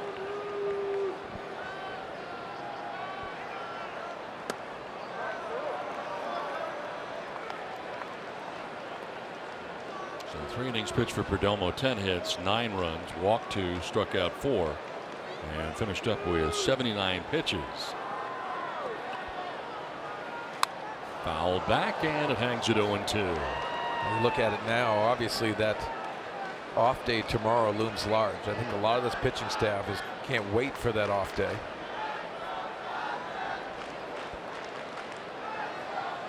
And the Padres electing to travel tomorrow on the off day to begin the series, a weekend series against the Arizona Diamondbacks. First trip to Chase Field. Here's a grounder to first, and Hosmer will flip, and it is just in time. That became very close as Bellinger got down the line quickly, but Webb gets the foot down. Down here in the 4th inning. That's great hustle by Bellinger. Now you show the pitcher the ball, little humpy hump there in the throw, and gets him by a half step. That's why as a pitcher, go for the inside part of the bag. You don't want to get spiked right by that runner. That doesn't feel good. Down here in the 4th inning, and it brings up Matt Kemp. We should bring our cleats out. I have not been spiked. When was the last time you wore a pair of cleats? I can't really name it. Probably my last game, which was soft spikes. My feet hurt. I'm trying to think the last time I put on the nails. Been a while. You probably walk around the house. Click, click, click, click, click, click. You know what? You know what's amazing though? Every time I think of cleats now.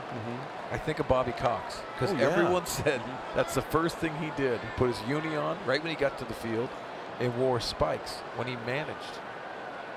I got traded from the Padres to the Braves in 1990. So I meet the club in Atlanta, and I get introduced to Bobby. And he's in uni. He's wearing the nails. And I said, Bobby, you got why the spikes? He goes, oh, Mark, you never know when I might have to pinch run. And it was great. What a great answer. And obviously a great manager. Hall of Fame manager. Yeah. But he was fun to play for. And, you know, he was the type of guy also that you could tell when he was a player, man, he was tough as nails. Yeah. He had an edge to him, obviously known for him protecting his players by always arguing calls and plays. Yeah, how many total ejections were there? Quite a few. Yeah. I think it was almost a season worth. But you think about what he did for his players, and every single one of them that played for him, including yourself, Mark, say the same thing. They just loved the way he went about his business. Kemp strikes out. 2 down here in the 4th inning. Up the ladder to Matt Kemp. It's amazing how you guys wore uniforms or spikes, and to this day some of you still continue to wear some of your uniform. Of course, Mark Grant still wears sliding pants to this day for some unknown reason. I don't know why. You never know when you're going to have to break up a double play in the hotel lobby. It's unbelievable. You just won't let it go. Don't slide through the bag, though. I mean, you put on sliding pants for the first time in big league and said, oh, yeah, I'm wearing this like 25 years after I retire. Comfortable. I'm going to wear it under my suit. On the ground to short. Galvis will go to first, and that is a 1-2-3 inning. First of the night for Padres pitching. 9-4 Dodgers.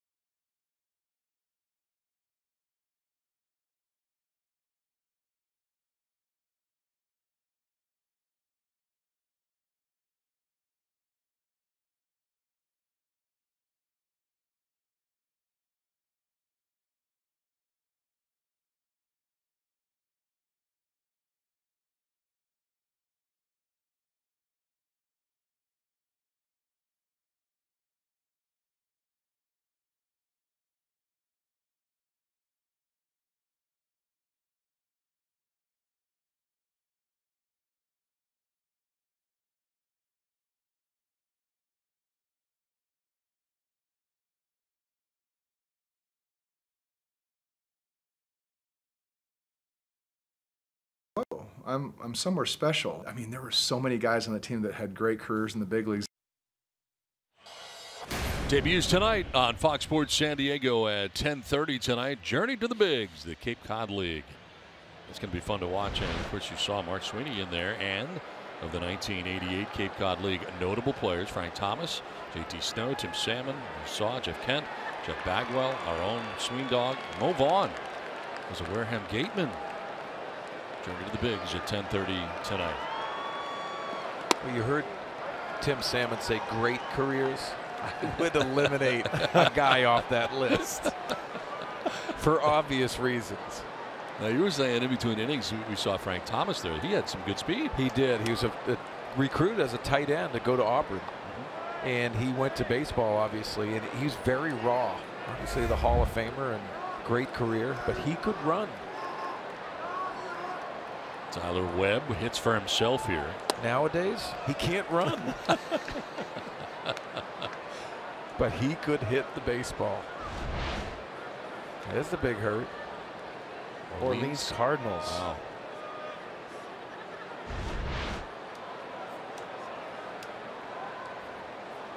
What was the longest road trip there, Mark? I mean, as far as the... Not far at all. Probably, I would say 45 minutes. Oh, that's no more perfect. than an hour. And everything was really convenient, but there's a lot of traffic on the Cape when you were in the during the summertime. summer has got a little bit of traffic. Especially on the weekends. Swing and a miss, and Webb strikes out to open up the 4th inning. It's 5 Ks from Maeda.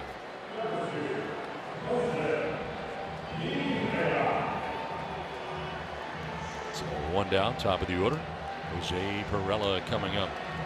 He struck out looking and grounded into a fielder's choice. Did you guys have like home clubhouses and stuff? Did you have to do your laundry? Yeah, you dressed and went to the game. Really? Yeah, it was really like Little League and Pony League. It was. It felt like you were in high school and you were driving, onto a bus and getting there and performing at these beautiful fields. A very natural feel to all of them. I think Katuitt was probably my favorite. Played against Jeremy Burnitz for the Hyannis Mets. But that was really it wasn't the information we have now, where you hear so much about all of the collegiate players around the country that have had already a lot of success. Back then you didn't hear a lot, but when you saw the talent every single night, yes, on the pitching rubber, but also the position players, Frank Thomas and Jeff Bagwell. A lot of stars in the making.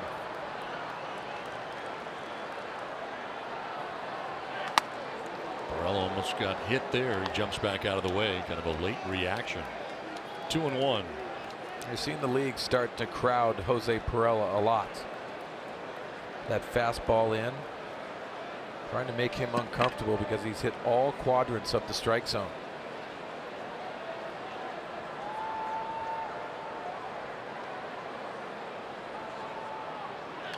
On the ground right side, Chase Utley has stepped to his left. Perella's out number 2 of the 4th inning.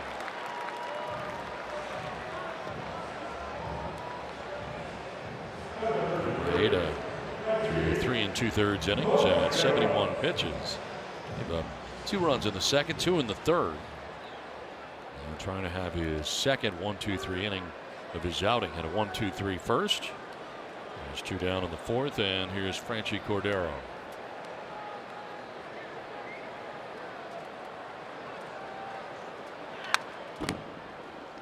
Cordero has struck out twice in tonight's game. Looking in the first, swinging in the third. Now the Dodgers also have an off day, so don't have to extend Maeda. You see the shift on the right side. 3 guys. Muncy, the third baseman, the second base position. This was just a quick trip for them. They will be bussing home after the ball game tonight.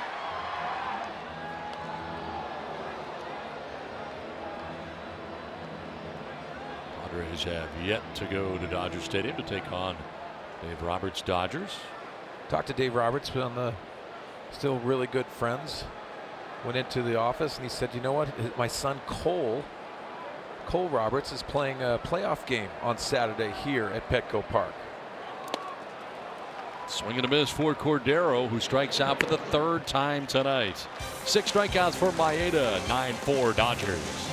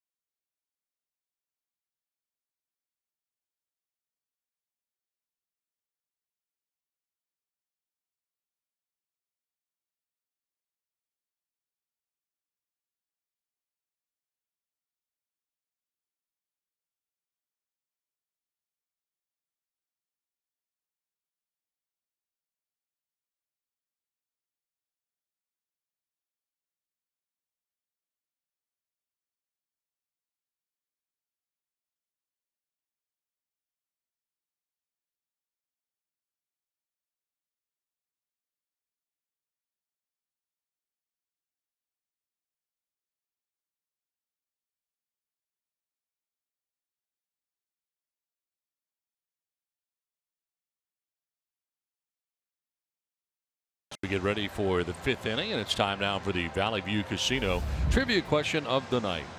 I love trivia. You like trivia, Mark? I love trivia. Last night was the second time Eric Hosmer has homered against the Dodgers in his career. Name the other pitcher he has hit a home run against. Tweet your answers to us by the end of the inning using hashtag Valley View Trivia. Kenley Jansen last night. A pinch hitter coming up here as we start the 5th inning. Kike Hernandez pinch hitting here for Chase Utley.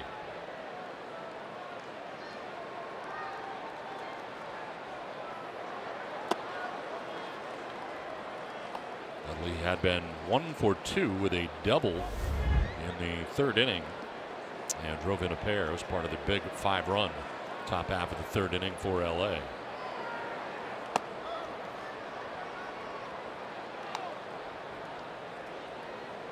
Second inning of relief for Tyler Webb. 1, 2, 3, 4th inning. Well, in order for Ty Webb to be successful, he's got to be the ball. Be the ball.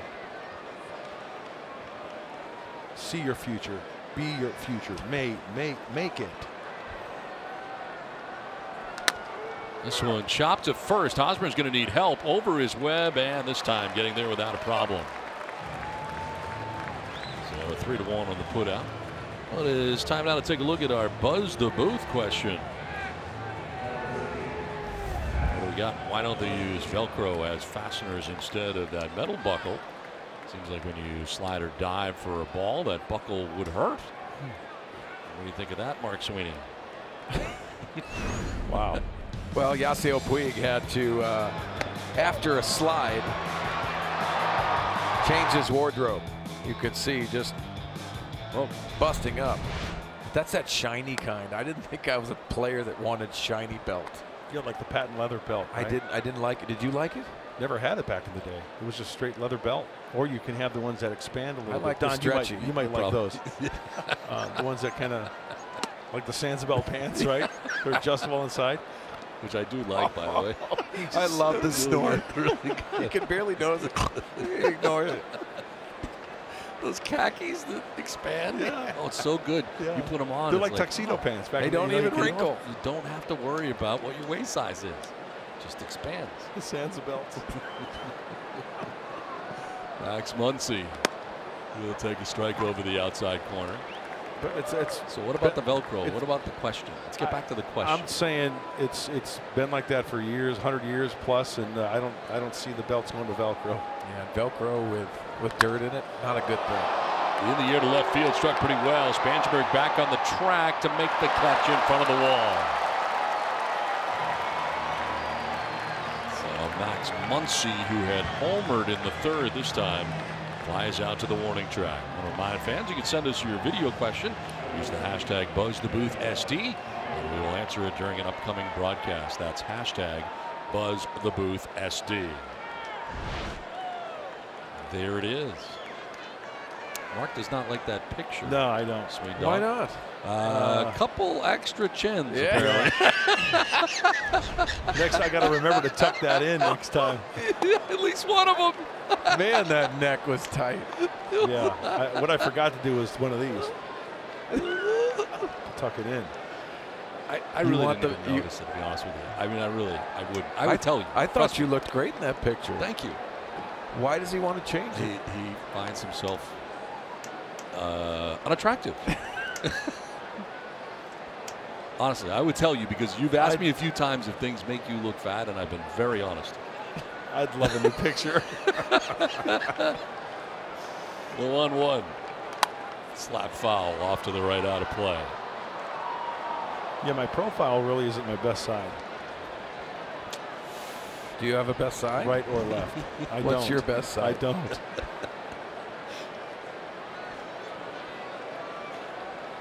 It's a little bit like Winston Churchill. Oh, you think? Really? Just short. I was thinking Alfred Hitchcock. Galvis to first for the out, and another 1-2-3 inning for Tyler Webb. He's retired 6 in a row.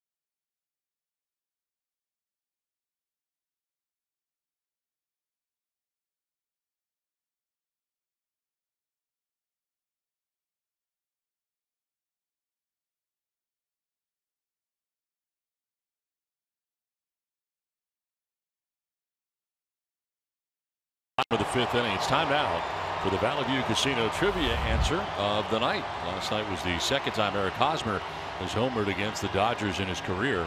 Name the other pitcher that he's hit a home run against. Any ideas? I'm saying Clayton Kershaw. I know he has good numbers. Ooh. I don't know if he has a home run. Oh, there you go. There we go. You know what? Mark Sweeney wrote that down before the answer was given, so I give a point to Mark Sweeney. July 9th of 2017. Can I put that on my pick the stick points? Yeah. Sorry, that's not included. Oh. It still wouldn't be intimidating to you guys. Who's in first place, by the way, picking the stick? I think you are, aren't you? Oh, really? Wow. Man, is that arm getting longer? It's not too early or anything. We played 20 games. Wow. Whew. Whew. Hey, I was 0 for April last year. I'm pretty close to that. What are you at, Mark? 7, 5. Don't go 7. I'd say closer to 5. 5. Yeah. You know what? It is a long season. We talked about that in this game of baseball as far as in the standings and everything. Because towards the end, remember the standings? Because remember, I got within like 8 points of you. You're pointing. I know. I got 8 points, But you didn't catch the dome went. No, it wasn't close. I don't think you were second. Scam was second. For a while there is what I'm saying. Yeah. After being over April. Oh yeah, like in July and August when it doesn't matter. I hit 300 once. Now back to the game. Yeah. 9-4. 9-4. Dodgers have the lead here. Last of the 5th inning. Eric Hosmer leading it off.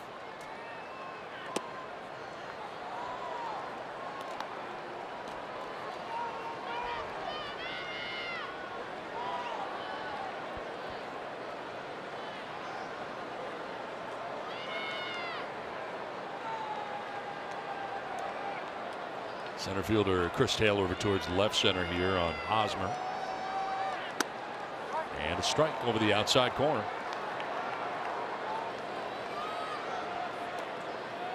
4 in a row retired by Maeda, who has 6 strikeouts through the first 4 innings in tonight's game.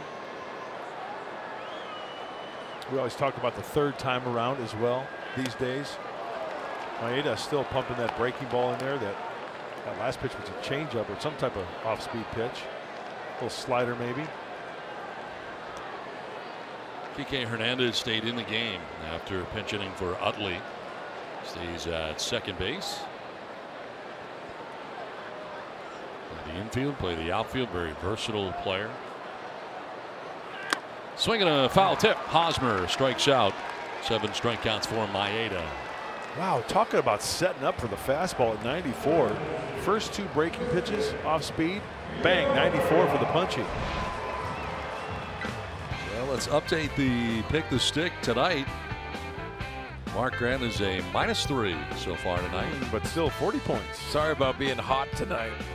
Up in my point total. And Scan with 0 at the moment. I don't know about these in-game updates that we've had the last 2 days. Yeah, I'm not really liking them either. I kind of like them. You like it? 80th pitch coming up here for Maeda with 1 down in the 5th. Wait, that was a first pitch breaking ball. I mean, he's pitching like it's tied. He's not just going to give in and throw heaters down the middle. And when he does, it's 93 or 94 and they can't catch up. Breakdown for Maeda. 80 pitches deep into his outing with 1 down here in the 5th inning. And Uweba chops it foul. Maeda individually coming into this game at 1-1 with a 2.08 earned run average.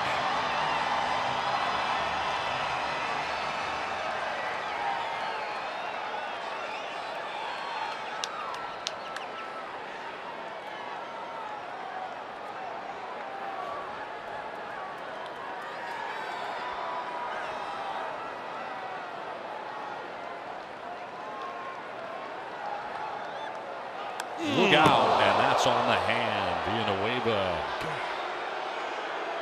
in some pain. No sign in the trainer. Heads out there right away.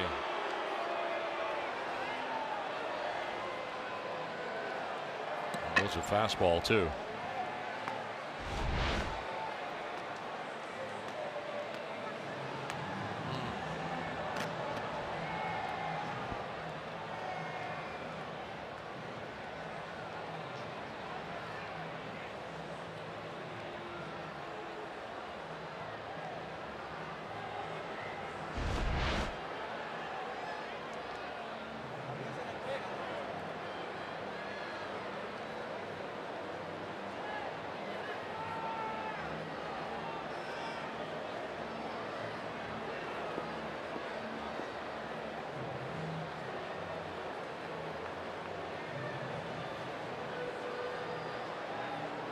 You know, I think if you're going to get hit where he got hit, did you see where the ball just went directly back? Still, that's going to hurt. I mean, don't get me wrong. You get hit in the hand there, that's going to hurt.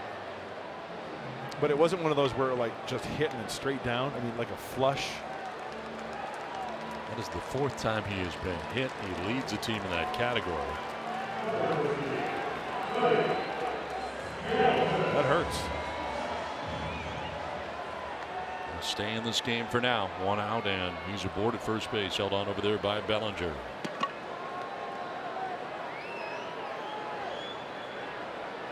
Galvis the batter. Galvis 0 for 2. He's popped out to second and flied out to center.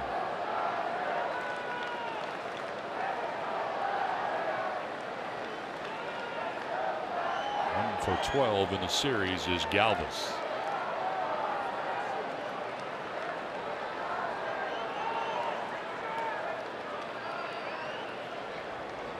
Runs, 10 hits, no errors for LA. 4 runs, 6 hits, and an error for the Padres.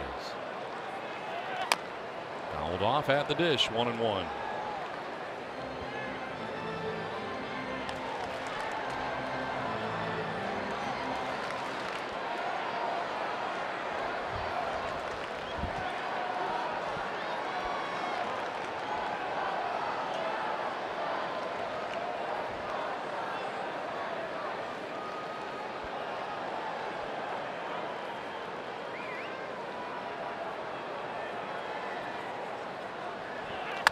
In the air, foul off to the left out of play. 1-2.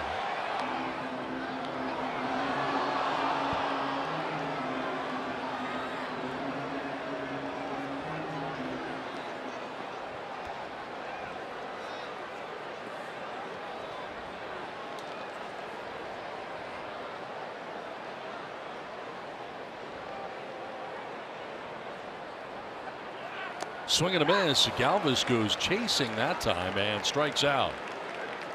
That's 8 strikeouts now for Maeda. Oh, split finger, change up grip. Beautiful pitch. Wow. Stays on top of it nicely, and just the old trap door. Ball off the table. Yeah. 8 strikeouts in the game for Maeda. Nearing 90 pitches in his outing. He's got 86 right now. The most he's thrown in any outing this year is 90. That was his first outing against the Giants. That's only 2 2/3 last time out, throwing 65 total pitches and working his way through some tough innings, giving up 2 in the second, 2 in the third. And now in a groove. Carlos has had a nice night, pulling the first pitch for the single, and then the double to left is next at bat.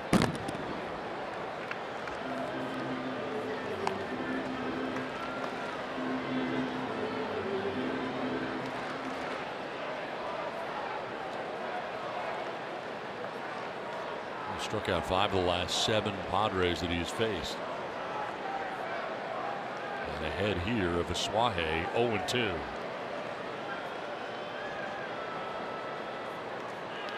Swing and a miss, and Asuaje strikes out to end the inning. Maeda struck out the side. 9-4 Dodgers.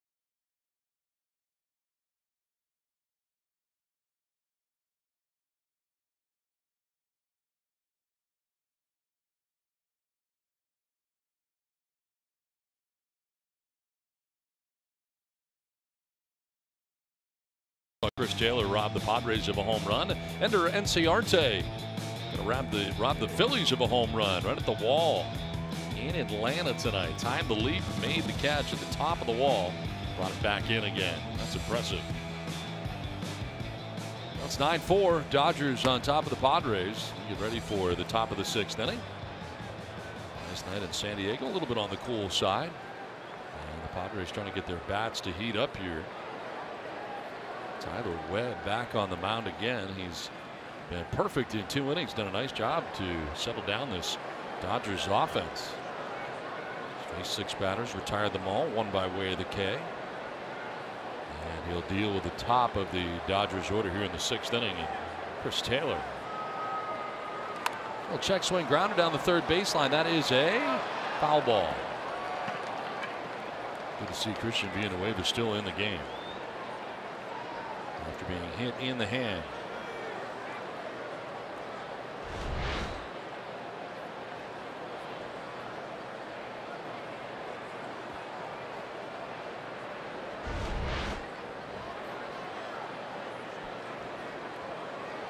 Chris Taylor coming on back. Taking his time coming on back. Yeah, he is.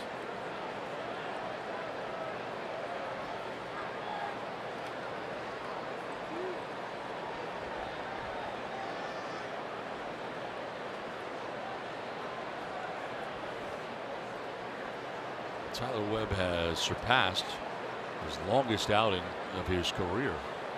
Prior to this was 1.1. And here he's already gone 2 innings. He's into his 3rd inning of relief now.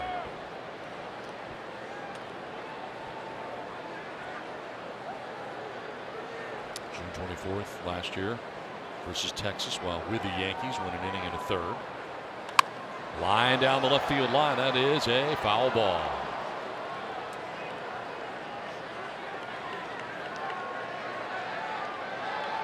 It's the 11th career Major League appearance for Tyler Webb.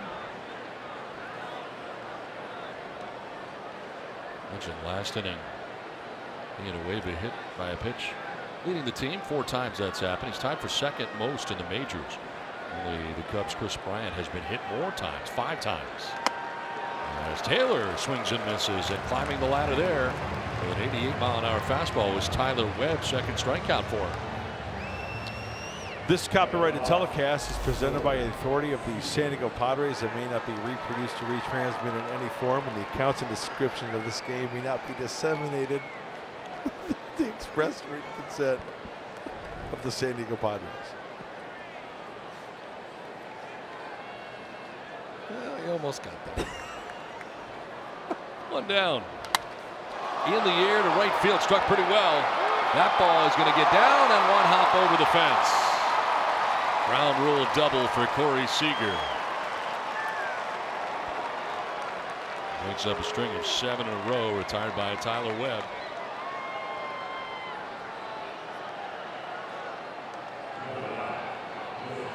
How cute. Gonna go home with a baseball. There you go. It's all good. What a pretty swing he's got, huh, Mark? Sure does.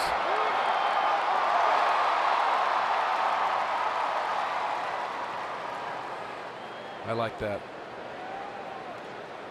It's a nice gesture. Yep. Guaranteed smile every time. A big night for Corey Seager. That's his 3rd hit. One time he's been on base.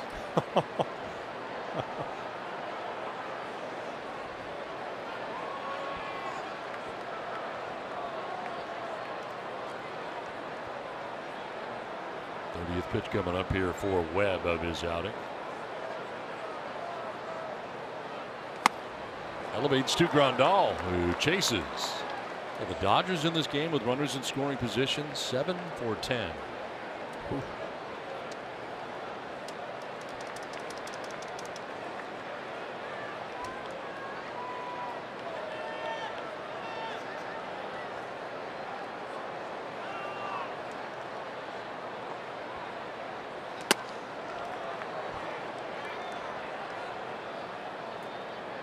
Taylor struck out to begin the inning. Seager with a double. Yasmani Grandal has singled, grounded out, and flied out to center. Fourth plate appearance of the game. There is Seager with a relatively short lead off second. Trying to get that outside corner, but just missing and falling behind 3-1.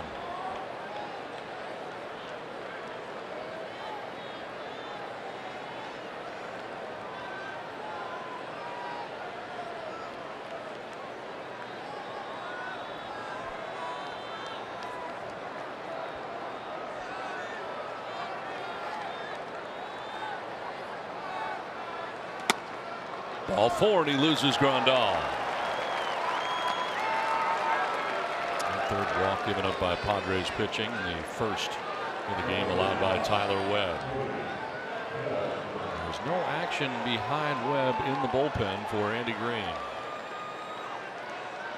So this is his game here to log some outs and as deep into this game as he can, as Luis Perdomo lasted just 3 innings in tonight's game. Well, that pitcher spot comes up third in the order of the next half. So Andy Green would like to see Tyler Webb get through this inning. Dealing with Cody Bellinger now. Strike over the outside corner. Thank you.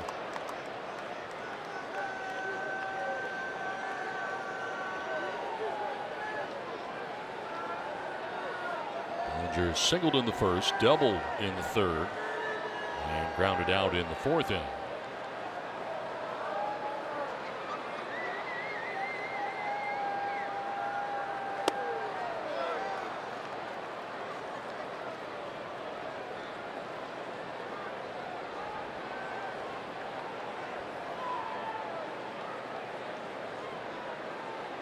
Seager at second, Grandal at first with 1 out.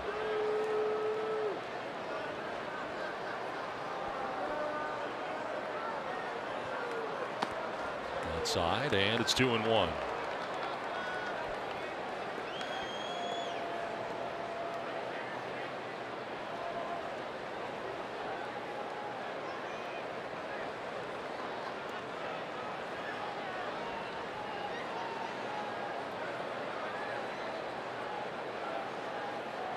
Field set up straight away here on Bellinger. And Matt Kemp scheduled to hit next to the Dodgers batting in the top of the 6th inning.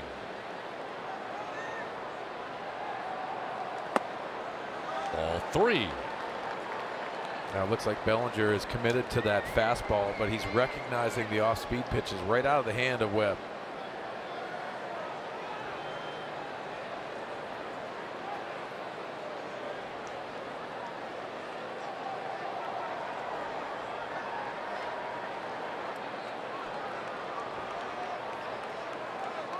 Swing and a miss there, and it's a full count. I think Anthony Rizzo stands closer to home plate. Bellinger looks like he's right up on home plate, but his feet are right on that inside chalk, aren't they? Pretty close. Yeah. Because Bellinger's up there too. Yeah, you're right. I think Rizzo's even closer than that. He is. Justin Turner's right up there too. Yes.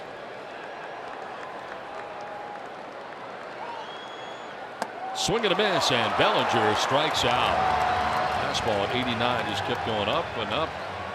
Strikeout number 3 for Webb, 2 down. I think halfway through this swing, Bellinger's like, what am I doing? Because that's not his type of pitch to swing at.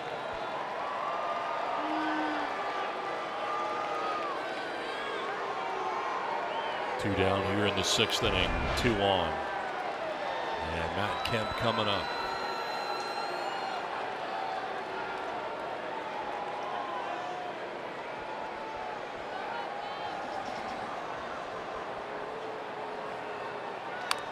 Jumping on that first pitch, fouling it back. Singled in the first, singled in the third before striking out swinging in the 4th inning. Dodgers put together 11 hits and 9 runs as they bat here on top 9-4 in the top half of the 6th inning, looking for more. Longest outing in the majors for Tyler Webb into his 3rd inning of relief. And he's ahead 0-2 of Matt Kemp.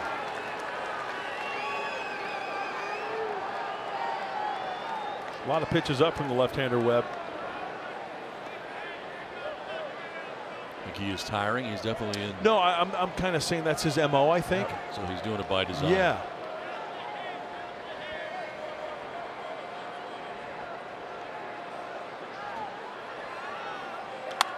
Popped up. Right side. Aswahe, a couple strides on the outfield grass, will make the catch that ends the inning. 2 men left. 9-4 Dodgers.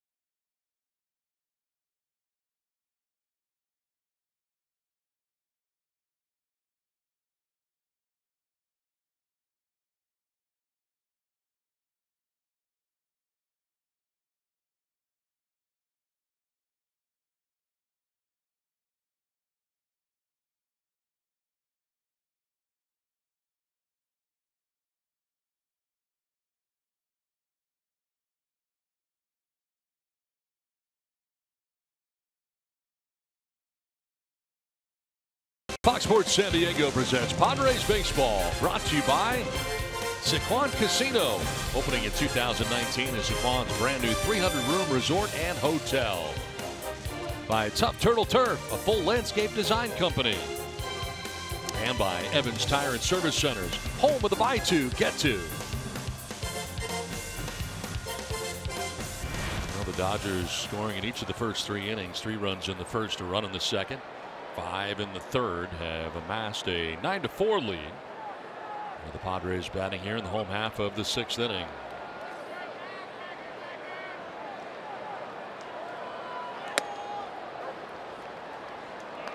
Corey Spangenberg, 2 for 2, has single to right and reached on an infield hit. He's got 2 of the Padres' 6 hits on the night. Bottom third of the Padres order in the inning. And a high strike call, 0-2. Yeah, for Corey tonight, he's handled the high breaking ball, but that one down in the zone's giving him problems. Just look for your strike zone, and when you get 0-2, you have to commit to the whole plate.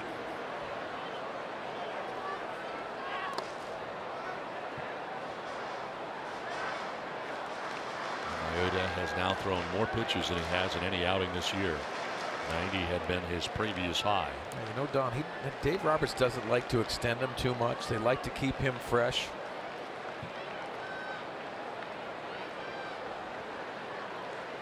They do have action in the pen. Swing and a miss, and Spangenberg becomes strikeout number 10 for Maeda.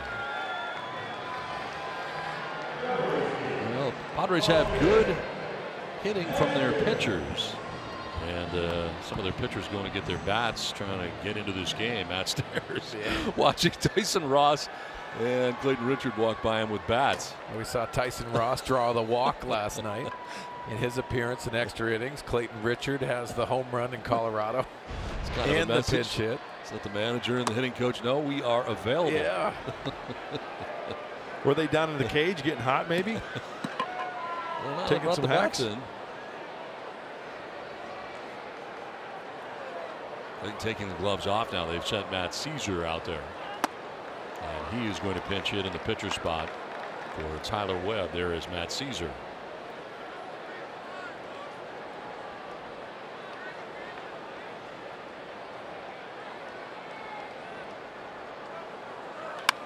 Down the line and left, but he hooked it foul.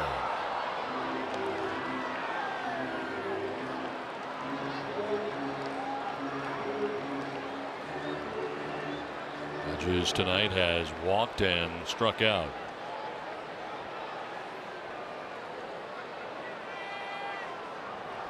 Ten strikeouts for Kenta Maeda. His 97th pitch of his outing. And fouling this one off, staying alive, is Hedges. You know, recently he has gone to that split finger with 2 strikes. Nasty. It's almost like he held in his back pocket for a long time. Didn't use that early in the game. No, and the first 3 innings really struggled for the most part. Had a 1-2-3 first, but gave up 2 in the second, 2 in the third. And since then has been lights out.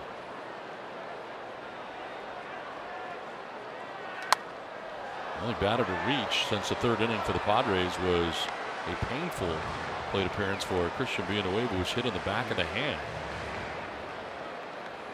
And the velocity is still there. The location is still there. That's exactly one of that fastball. That one was at 93. He's touched 94 tonight.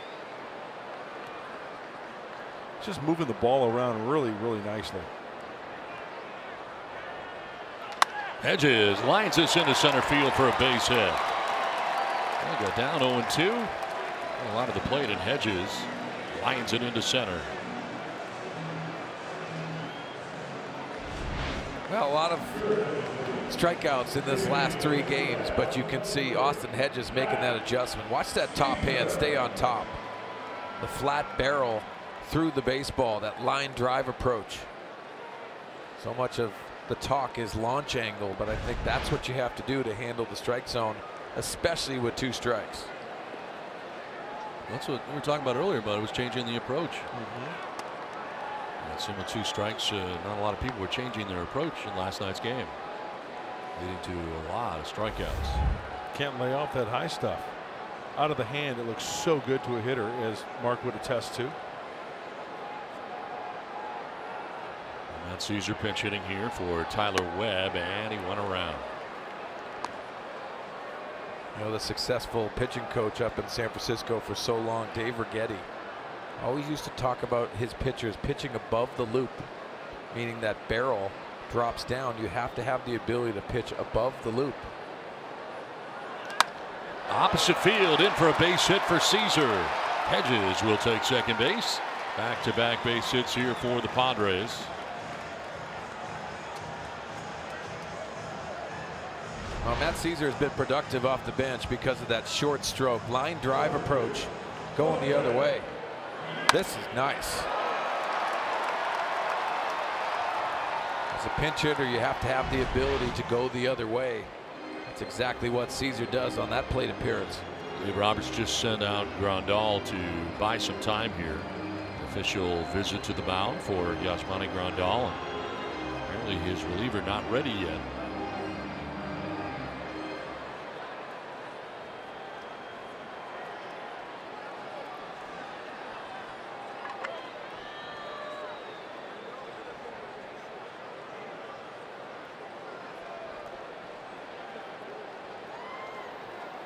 Liberatore in the pen.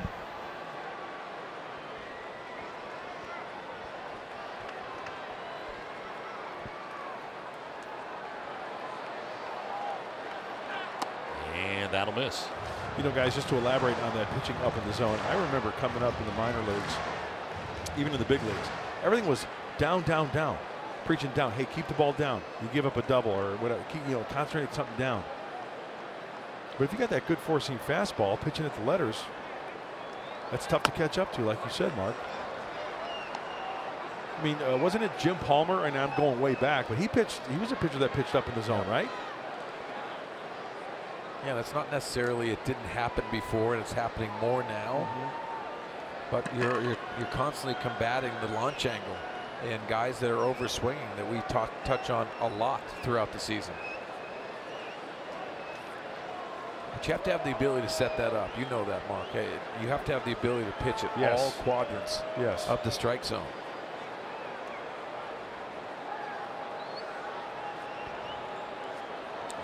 Going back and forth here with Grandal. over 100 pitches. Next pitch will be his 105th. Archie Cordero waiting on deck. One down. Padres have runners at first and second. Trailing by 5 and trying to get here to Maeda in the 6th inning.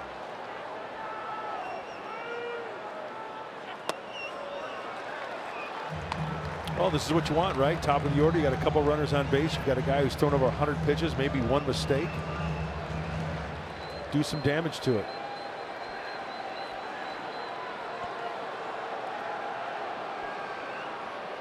Trying to come from behind again tonight, as they did last night, to tie it up.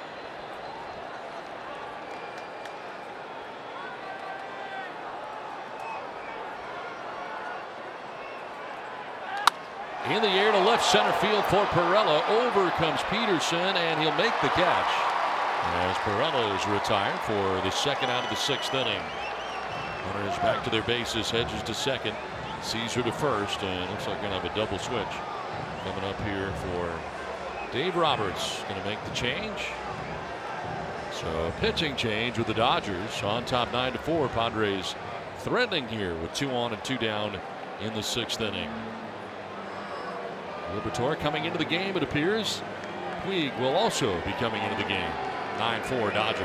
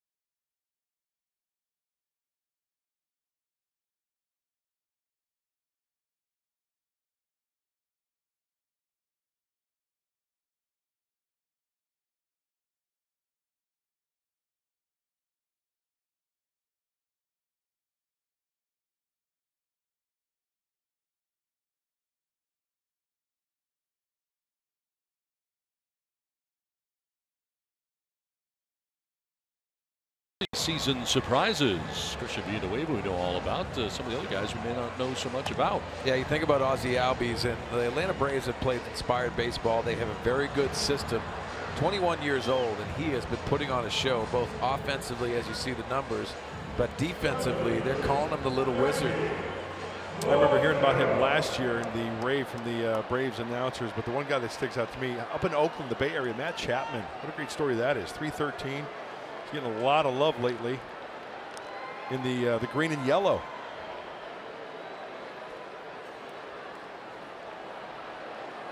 Adam Liberatore into the game here for the Dodgers, part of a double switch. And warming up in the pen, Maeda leaves, responsible for the runners at first and second. Inside, almost hit Cordero.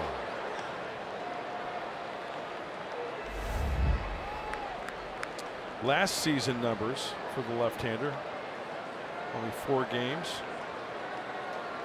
We're lefties, and that's why Cordero hopefully can do some damage. This is the time and the place. They hit 400 off him last year.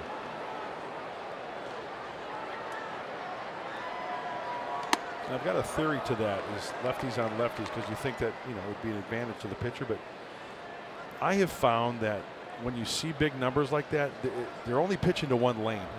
They're not pitching inside effectively. It's middle away. Middle away, and that gets in the hitter's minds, and they start to go that way. Like you said, Mark, pick out one part away and go that way. Runs it inside again.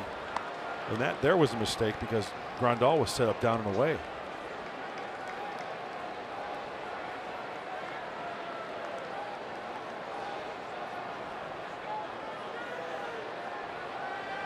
Hosmer would be next. 2 outs here in the bottom of the 6th inning.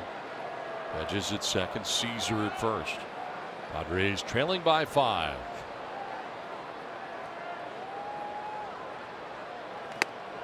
Two and two.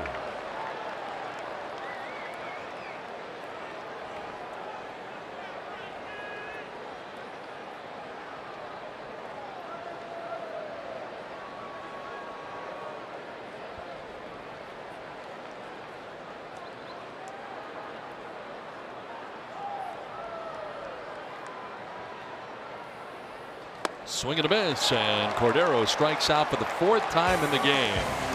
9-4 Dodgers.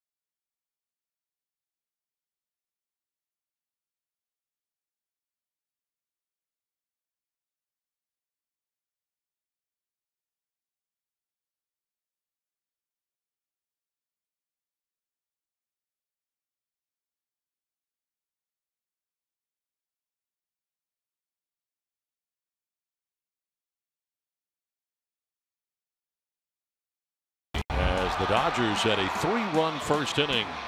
Bellinger would drive in the first run with that single, and then Max Muncy with a 2-run home run in the 3rd inning, part of a 5-run 3rd inning for the Dodgers. They got 3 in the first, 1 in the second, and 5 in the 3rd. They lead it 9-4. Kenta Maeda, pitcher of record right now for the Dodgers, 5 2/3, 8 hits, 4 runs. He had 10 strikeouts, while Perdomo was chased from this game after just 3 innings, 10 hits, 9 runs. 7 of the 9 are earned. Bellinger and Asuaje, both notable offensive games for both sides. Dodgers have a 9-4 lead. As we play along here, into the game comes Kazuhisa Makita. Different look for these Dodgers now. The 9th game for the right-hander. Pitching uphill. And I think that fastball will play up in the zone. I do too. We've seen it in spring training. We saw it early on in the season here. Well, earlier we saw Christian Villanueva get hit with a pitch in the hand, and he has left this game. Corey Spangenberg has moved to 3rd base from left field, and Matt Caesar stays in the game in left field. Caesar pinch hit in the 6th inning. So Spangenberg from left to 3rd, and Caesar into the game in left.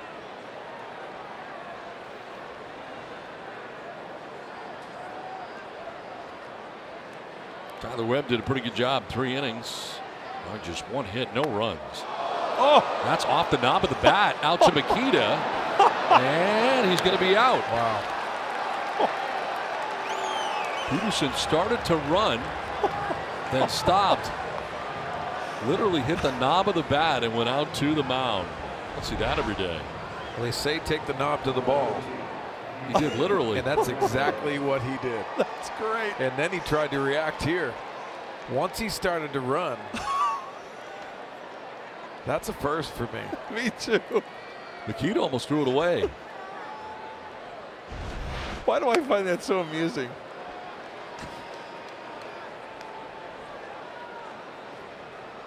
So 1 down here in the 7th inning.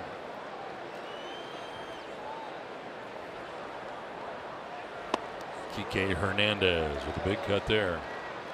I remember the late, great Tony Gwynn always preaching that, right? Knob to the ball. Knob the bat to the ball, but I don't remember Tony ever saying hitting the ball with the knob.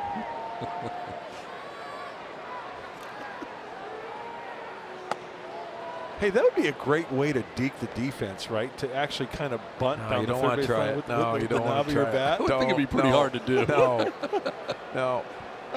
These guys are really good, but you don't want to try that. It's kind of like a pull stick type move. It'll leave a mark.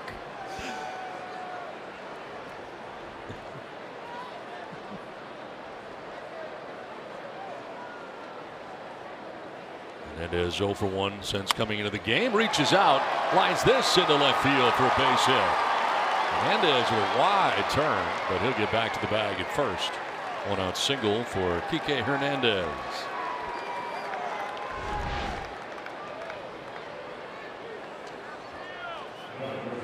But that's a lunge right there to get to that.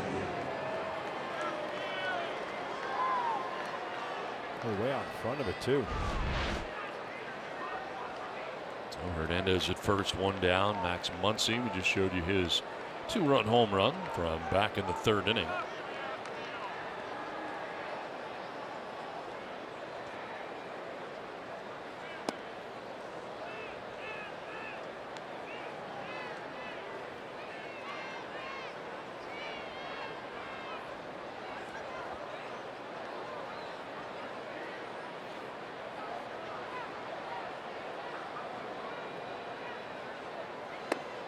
Strike call, 1-1.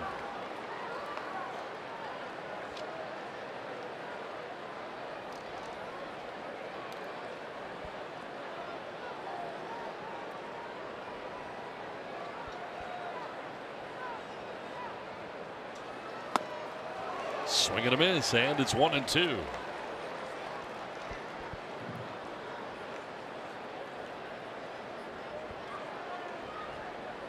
Thinking about switching the channel, I should tell you not to, because Mark Grant is going to have a promo coming up here in a moment. And a chance for him to do it. This is in the air down the left field line as Caesar heads over towards the seats, leaps but has no play.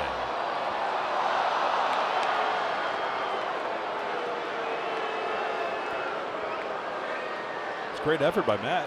Went as far as he could, tried to climb the wall. I don't know if they found the baseball yet. It's over there somewhere. Well, it's an Easter egg hunt down there trying to find it.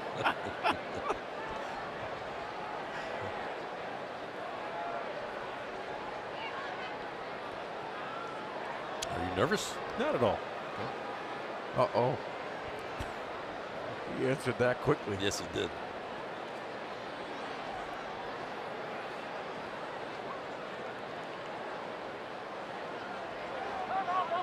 Whoa.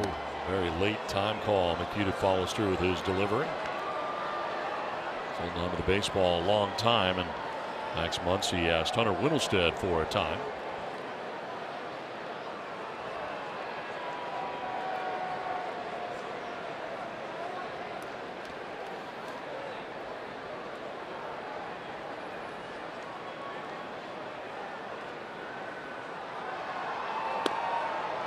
Outside, ball 2, 2-2.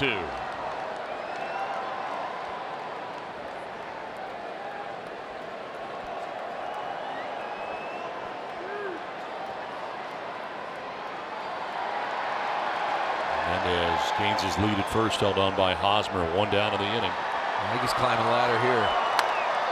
To right field, Perella going back, and he'll make the catch. Back to the bag at first goes Hernandez. 2 down. Hey, it's on. Watch every out-of-market regular season game live at home, in the office, or on the go with MLB.TV. Your subscription includes MLB At Bat Premium, allowing you to watch live baseball on your favorite supported devices. Blackout and other restrictions apply. Visit MLB.TV for details. Good job. Thank you. 2 down, Hernandez at first. Yasiel Puig batting for the first time. I'll take strike one. With that floating curveball.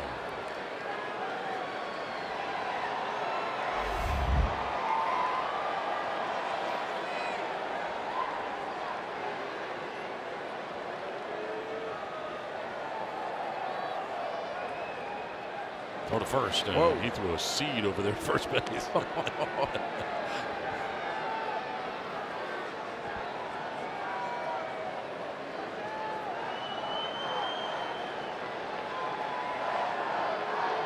Two down, 7th inning. Dodgers trying to add on.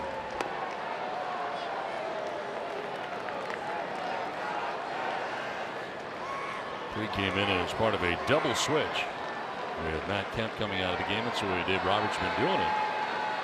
Kemp having some very good offensive production early in games and then coming out late in games for defense. And there's Kemp looking on.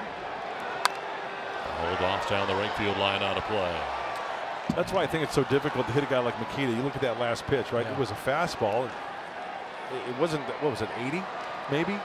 Just up the ladder, kind of tied him up a little bit. Tough to square that one up.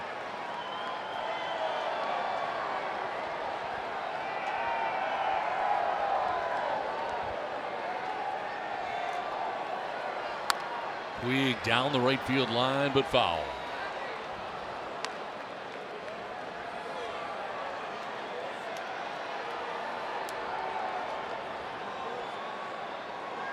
Next pitch will be the 20th of the inning for Makita.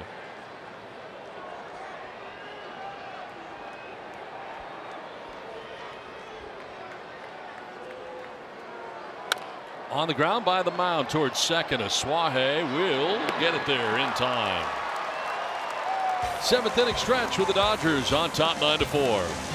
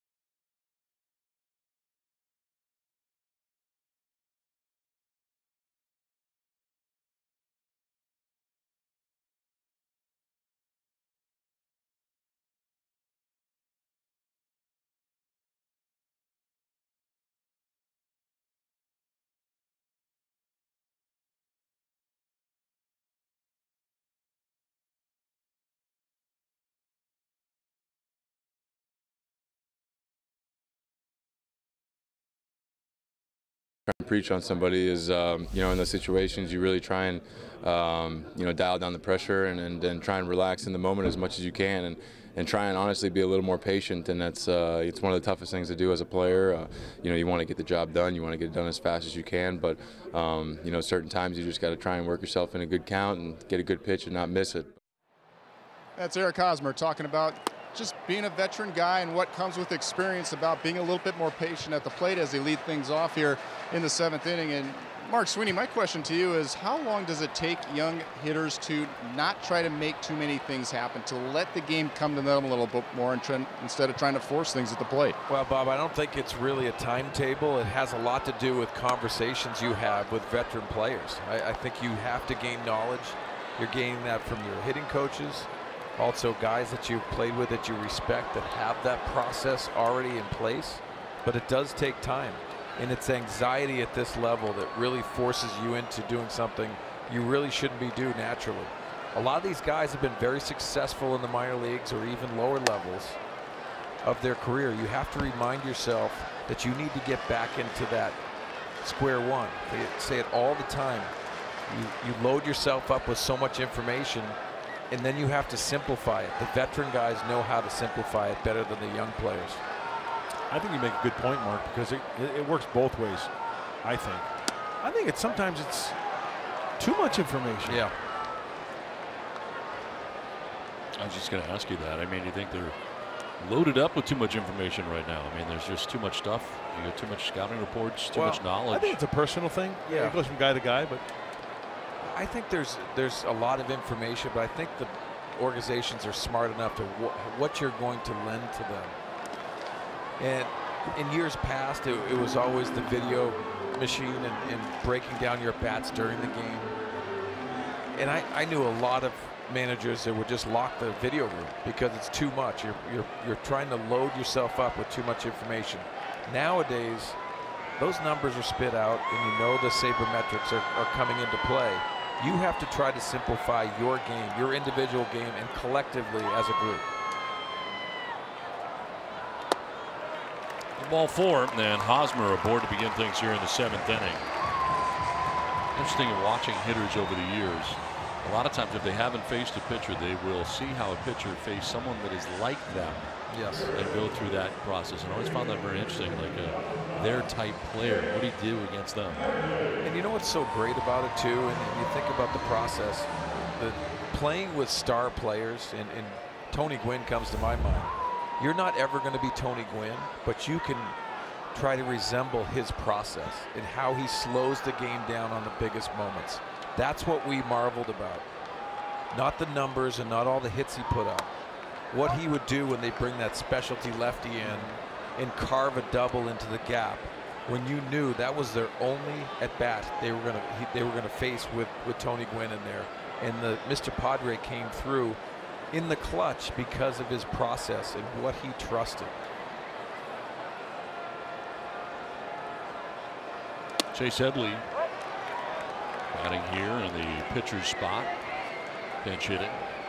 Just had a big hit last night. Tie the game. Tony was talented. There's no doubt about that. He worked yes to get to where he was, not only offensively but defensively. But when you think about it, I'm recalling the conversations that we had with Tony. He kept it simple. If you think about it, you get that front foot down, you get your hands in a good position. It's a fair ball. Very long throw, and Headley will be out. What a play at third base by Max Muncy. He was deep third, ended up in foul ground, and then fires to first base to get Headley. That is right over the bag. Gather yourself, fire straight over the top. Chase Headley just got Muncied.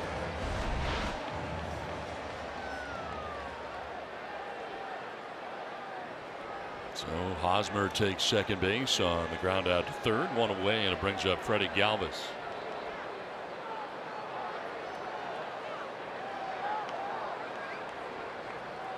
Galvis 0 for 3 in the game. So for Tony Gwynn, was it more about what he could do or what he knew about the pitcher? It was really mastering his craft and what he could do. He knew exactly if that pitcher threw in that lane, he knew what the result was going to be. So he was looking for an area. He looked for an area. He understood where his hands had to be. It was fascinating, and I'll tell you this: it had a lot to do with what he put into his craft. A lot of guys take batting practice and they have rounds of 10. He would do that, round of 10, round of 10, and then after 5 line drives in the 3rd round, which he's getting to 10, all of us took the next 10. He would walk out of the cage knowing he was ready. That's the difference. A lot of hitters don't have the ability to do that. Galvis lunges after that pitch and strikes out. It's now 12 strikeouts tonight for Dodgers pitching. 2 down. You know, Don, a lot of us as hitters wanted more because we thought that was the way you could fix it, where you were actually putting yourself more into a slump because you were magnifying the shortcomings that you had by taking extra batting practice at times.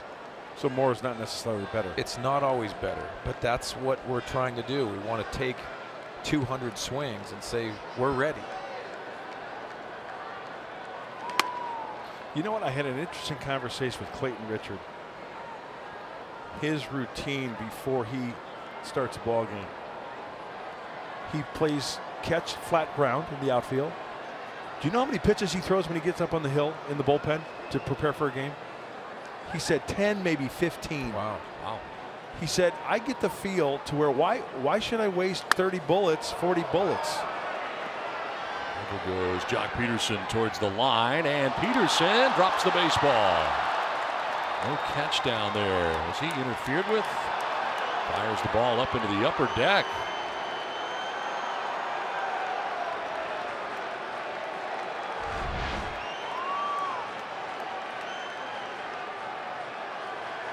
Like he made contact with the fan leaning over as he made that catch.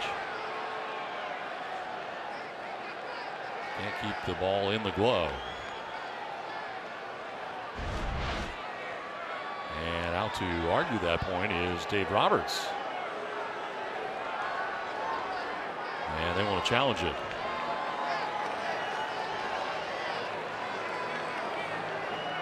So they will take a look at this. But umpire Hunter Riddlestead, new Chief Kerwin Daly. You guys had that play in Colorado with Corey Spangenberg. Once that ball goes over this wall and you see the glove work. Does that cap hit the ball? Couldn't tell. I thought the cap made contact with his glove. And it's a Dodger cap. Oh, that's no, a good it angle. It wasn't even close, was it? That angle you can really tell it's not close. Just drops it coming back.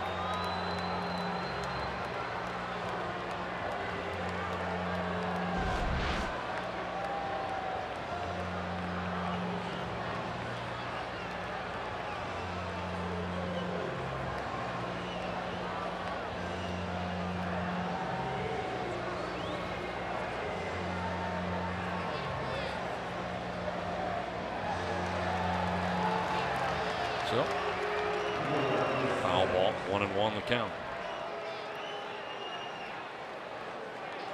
No interference. Call stands on the field. Carlos Suaje climbing back in here with a count of 1-1. This will be the 20th pitch. Time call.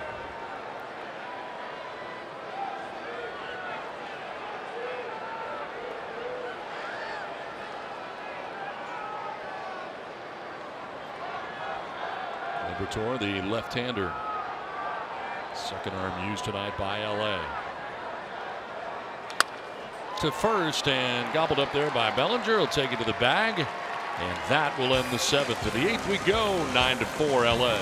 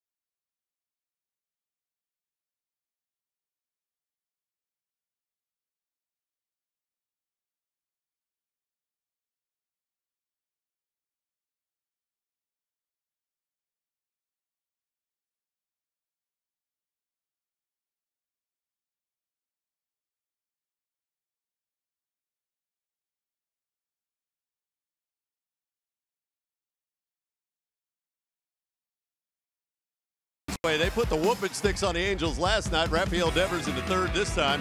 A grand slam. They lead 7-0 over the Angels. They're in the 8th inning. I'm working on Padres Live, the post-game show, which will be brought to you by Cox Communications. When I see you after the final out tonight, guys, we're going to get that update for you on Christian Villanueva hitting the hand. We'll let you know how he's doing. We'll get you set for the Arizona series, which will start the day after tomorrow on the road. And also, we've got a preview tonight of Cape Cod, the journey to the bigs. It's a great story from our friends at Fox Sports, kind of chronicling a couple of kids who are working their way through that great summer league and their way to the big leagues. Mark Sweeney played up there. I know, Granty, though, you signed out of high school, so you didn't have an opportunity to play up there, but it's a fantastic league, as you guys all well know. Absolutely, Mike Pomerantz. I'm looking forward to that. That's I love that type of stuff. Well, Adam Simber comes into the game here. Fourth arm used by the Padres tonight. Some other changes defensively.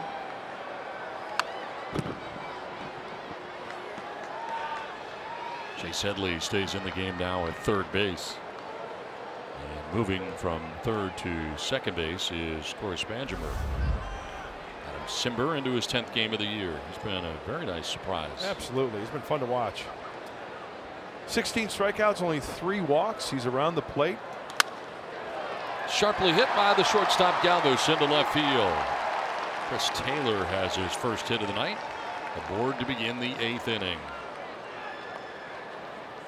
Well, you really got to concentrate at that release point, and Taylor, watch him get the head on the baseball. The foot is down, the hands are back. A picture perfect swing, just like we were talking about last half inning with Tony Gwynn. Get that front foot down, get the hands back, get a good hitting position. He did just that. Lead runner on, and it brings up Corey Seager, who has been on base 4 times in this game. He has walked, singled twice, and last time up doubled. Also has an RBI. It's been a great night tonight for the Dodgers shortstop. It's been a good series for the Dodgers overall.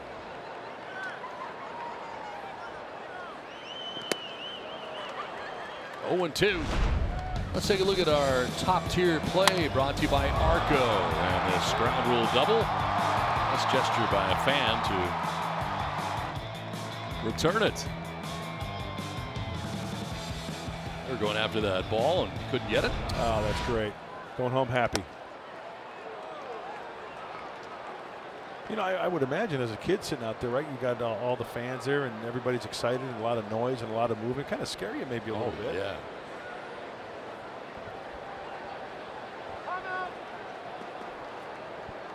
Those are pretty good seats too.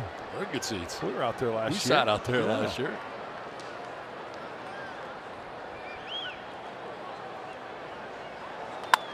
In the air, foul off to the left, out of play. Hangs at 1-2.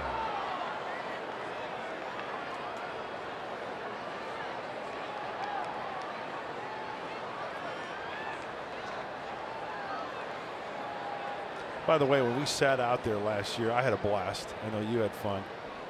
What was the biggest veteran move, do you feel, regarding that,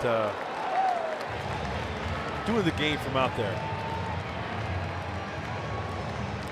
When you brought the clipboards, that was big. Oh, yeah. We didn't have desks out there. No, we didn't. So I took care of my partner, brought a clipboard, and I remember you saying that. You know what? It was the best move of the night. Which chair were we in? The one we were both. I know what it was. We were in each of those chairs. Mm-hmm. Yeah, we didn't double up like together on the double.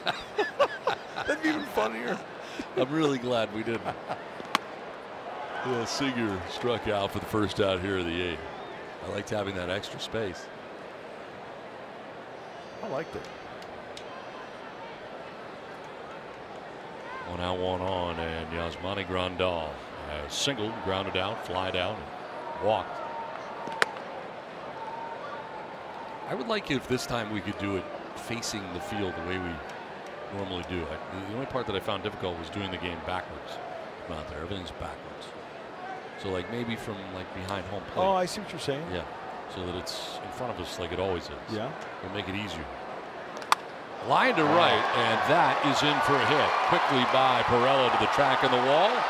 Taylor racing around, going to be waved around by Woodward to the plate. And the throw is not in time. Dodgers get their 10th run and move on top 10-4.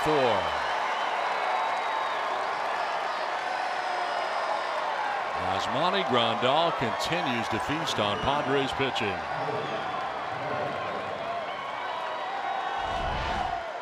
Well, they work on it in spring training all the time, hitting the cutoff man. Perella, Spangenberg, good position. But that's Chris Taylor running. He's got good wheels. Foul side of home plate. Slap home plate with the hand. Dodgers out on. One out runner at second. Cody Bellinger, the batter. Two-hit night for the Dodgers first baseman.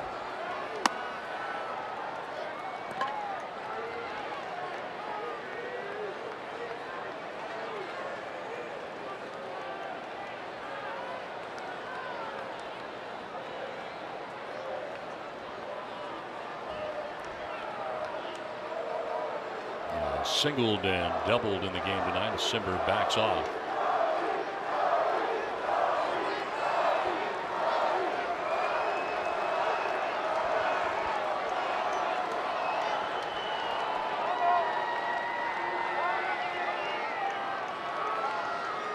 Ten runs, 14 hits, no errors for LA. 4 runs, 8 hits, and an error for the Padres. Dodgers trying to sweep the Padres. This 3-game series.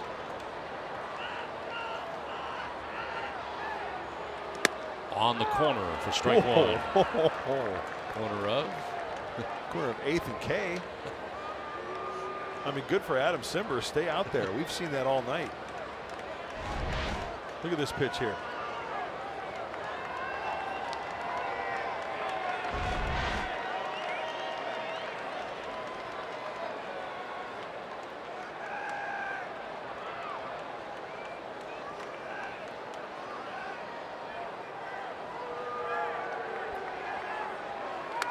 You know what I suggest? What's that? I say you and I do a game from the Jerome's best seat in the house. That is behind home plate, right? Right. Perfect. Comfortable chairs. Look at it. Can Lots you of imagine room. you and I sitting there? I can. Just kicking back. I think it's a fabulous idea. Legs up. Yeah. You might fall asleep though. Pretty good chance. Yeah.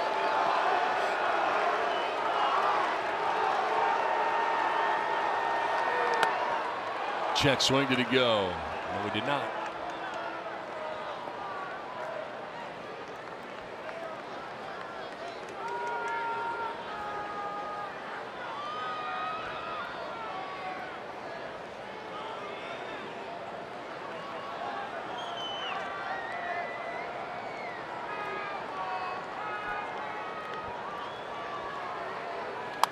Foul back, and it hangs at 2-2.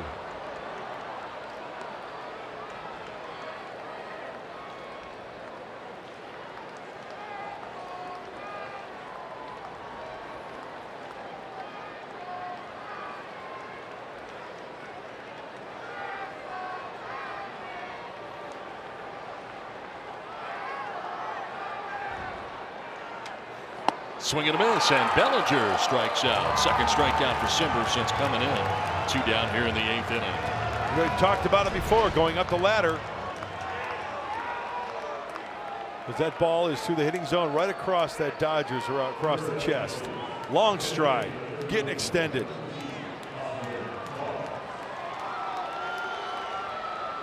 He is really throwing the ball well. 2 down in the inning, and brings up pinch hitter in Austin Barnes. This is now the pitcher spot. Part of a double switch earlier that saw Matt Kemp come out of the game. This had been Kemp's spot in the order. And he had another good night tonight, a 2-hit night. No singles. All part of a 14-hit attack for the Dodgers tonight, on top 10-4.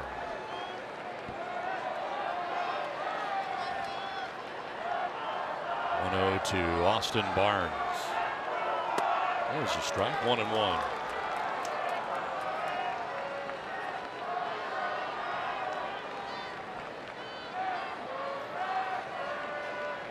How about the top of the stadium? Up top, like behind home plate? Last seat behind home plate. Up top. That's pretty far. That's like Washington Nationals type. It's like PNC Park. Could be done. Sure.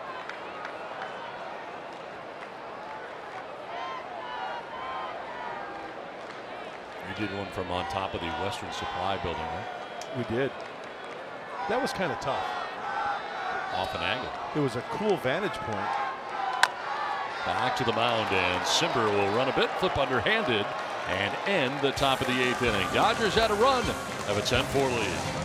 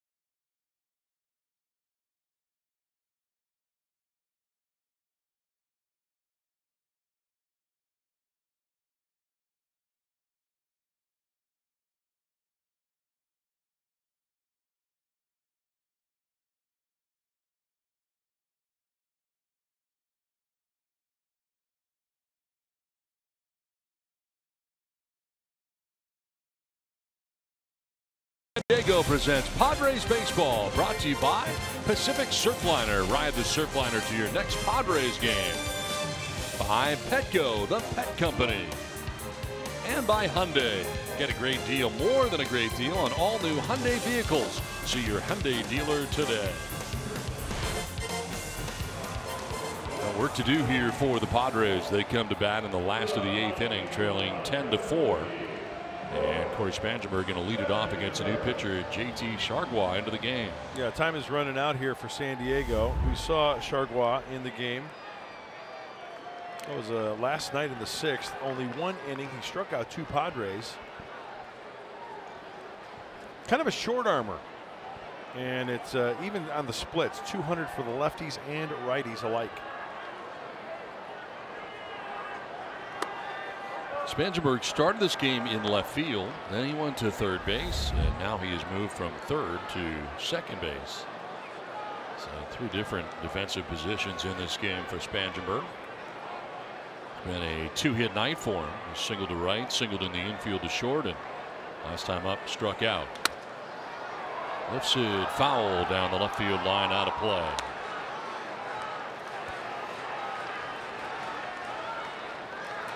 Liberatore went an inning into third, giving up no hits, no runs, walked the batter, struck out 2. Dodgers pitching tonight has struck out 12 Padres batters.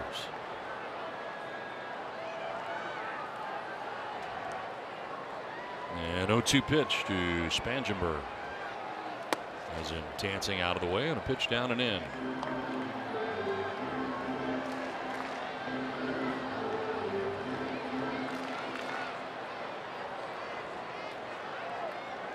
Austin Hedges waiting on deck. And then Matt Caesar expected to bat here in the bottom of the 8th inning.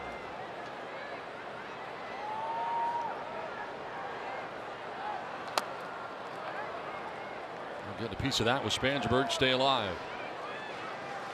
You know, occasionally teams will have players that were teammates in college. Well, the Dodgers have a couple Owls. Chargois and Tony Cingrani went to Rice. The Rice Owls. Pretty good baseball program there at Rice. Right outside of Houston. I should say in Houston. Now back.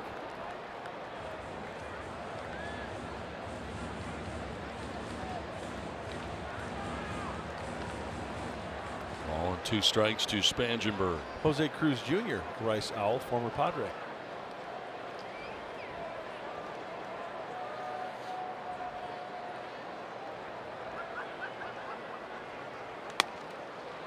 Two and 2 now to Spangenberg.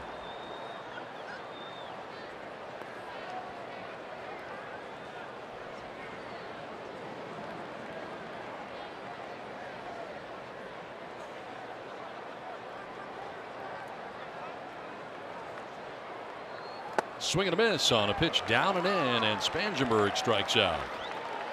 Make that 13 strikeouts tonight for Dodgers pitching. 1 down here in the 8th.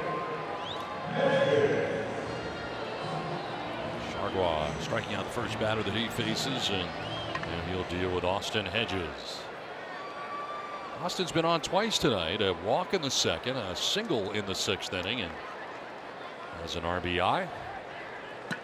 The Padres catcher bats with 1 down, bases empty here in the 8th.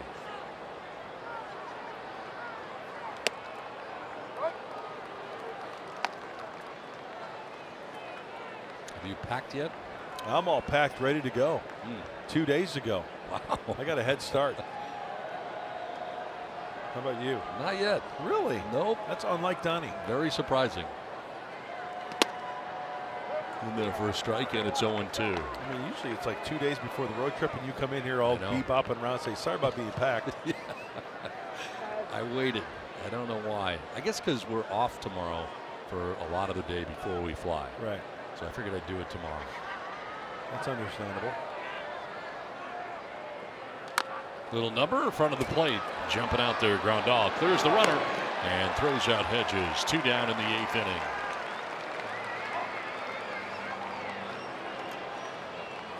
I mentioned that Jaguar is the short arm type pitcher, to where it's kind of, I can see where it's kind of tough to pick up the baseball. Doesn't have a big arm swing to enable the hitter to really pick it up on a release point. Comes onto the back of his hat a little bit.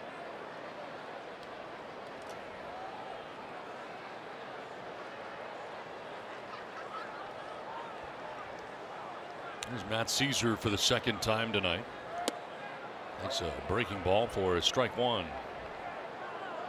Caesar singled into right field in the 6th inning. Pinch hitting in the 6th. Now bats for the 2nd time with 2 outs and the base is empty.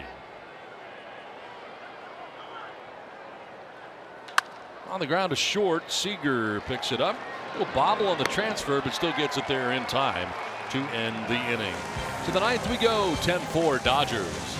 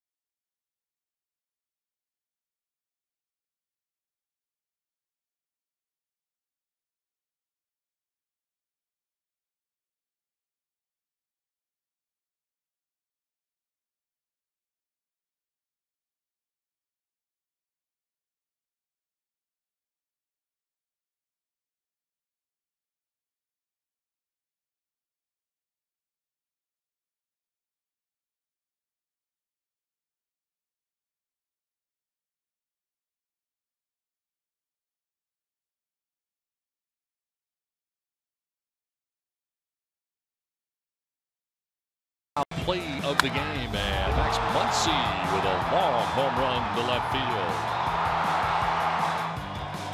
It's been a nice night for Max Muncy.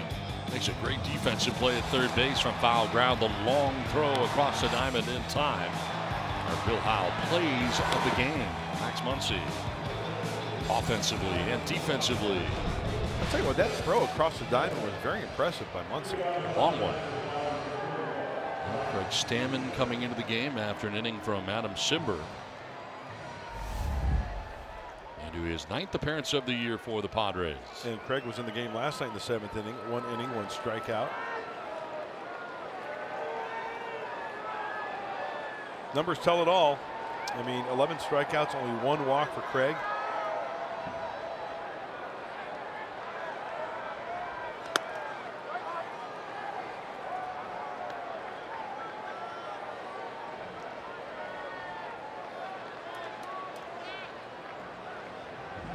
Shifting on the right side here against Jock Peterson. 1 for 4 in the game with an RBI single back in the 3rd inning. And swing and a miss there has him down 0-2. Adam Simber worked the 8th inning, giving up 2 hits and a run. Didn't walk anybody and struck out 2.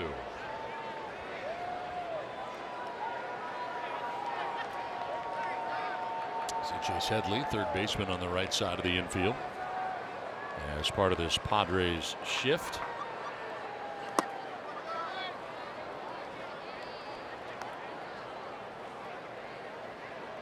Well, Luis Perdomo went the first 3 innings of this game. The Padres starter giving up 10 hits, 9 runs. 7 were earned, walked 2, and struck out 4. On the hook right now for San Diego, came in individually at 1-1. The pitcher of record for the Dodgers, Kenta Maeda, the first 5 2/3, 8 hits, 4 runs, 2 walks, and he had 10 strikeouts.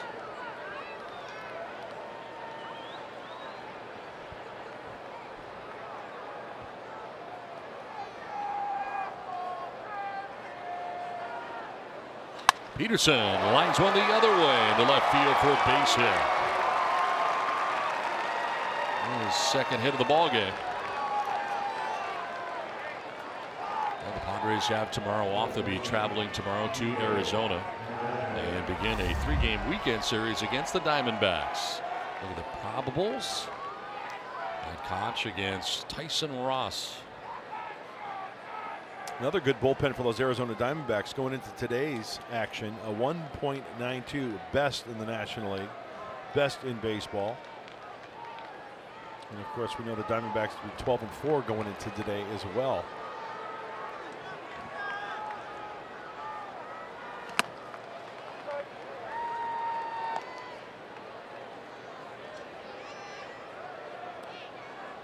Kike Hernandez 1 for 2 since coming into the game in the 5th inning. Single to left field his last time up. Donnie, those Diamondbacks have already played going into today. In the division, 13 games.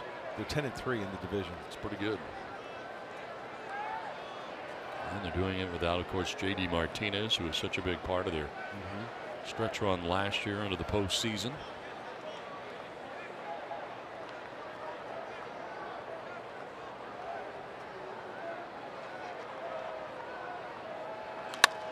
In the air to left center field. Late break for Caesar, and that's going to fall. He throws to second, but not in time. Peterson in there. First 2 have reached here in the 9th. Kind of reached out for it off the end of the bat, avoiding the sweet spot, and Matt Caesar in left was probably looking at the swing. It looks like an 8-iron that drops right in front of Matt in left field. Well, the Dodgers have been very good with runners in scoring position. 7 for 14 with runners in scoring position. They have cashed in when given the opportunity. And this guy has done some damage in this game. Max Muncy batting with 2 on, nobody out. Strike over the outside corner.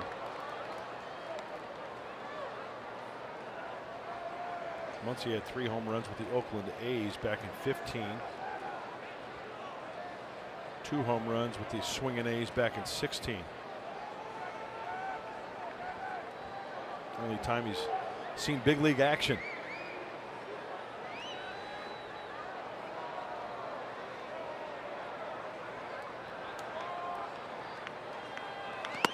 He is not from Muncie, Indiana. Where is he from? Midland, Texas.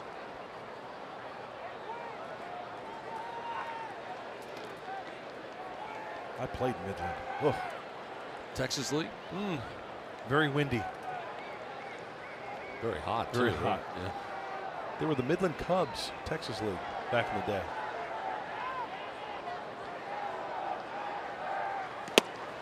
And the reason why I went when I mentioned Midland is because I gave it up big time there against the Cubs. Ooh, wind blowing out. I want to say like 9 earnings and like 2+ innings. Ooh.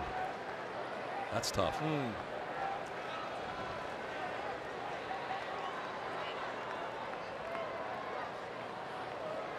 Peterson at second base, Hernandez at first base. Nobody out here in the 9th inning.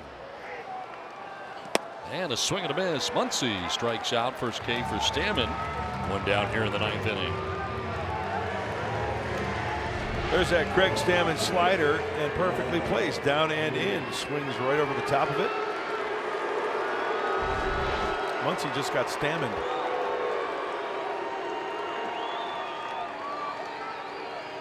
One out, 2 on, and it brings up Yasiel Puig.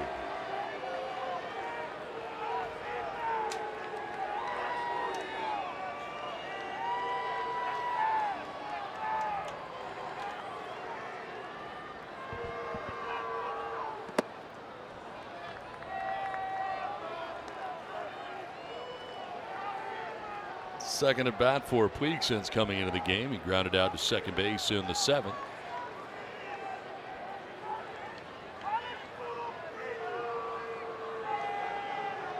Batting with 2 on, 1 out here, and the Dodgers trying to add on to a 6-run advantage on top 10-4.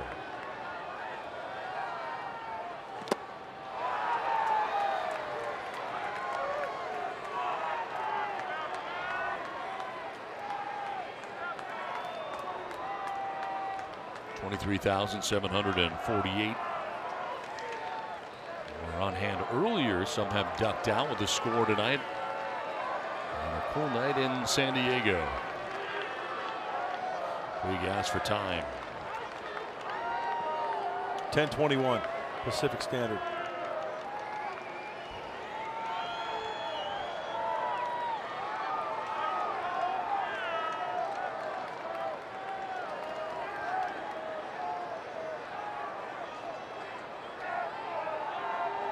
Back and forth they go. Puig backed out. Stammen backs off.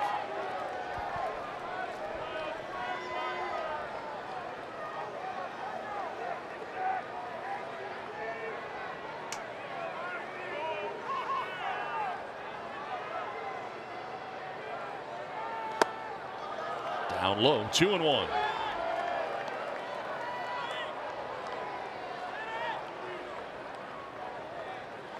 Top of the order will be expected for the Padres in the bottom of the 9th inning. Perella, Cordero, and Hosmer.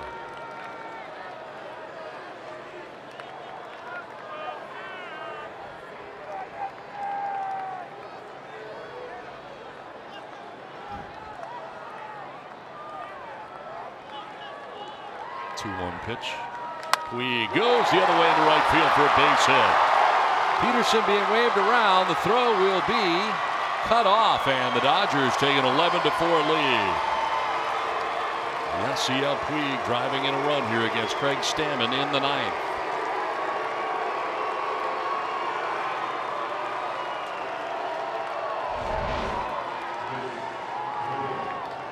That's Yasiel Puig just shortening up and going the other way.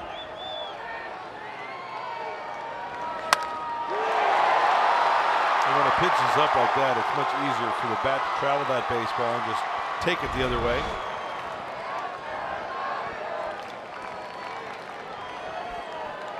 First and third with 1 down. A run in now for the Dodgers. Top of the order, Chris Taylor. A base hit his last time up, scored a run.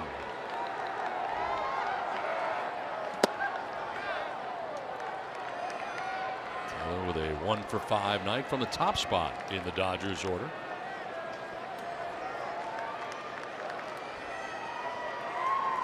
Dodgers have banged out 17 hits in this game now, along with their 11 runs. And looking for more. Still just one out here in the 9th inning. There's a strike, and it's 1-1 to Taylor.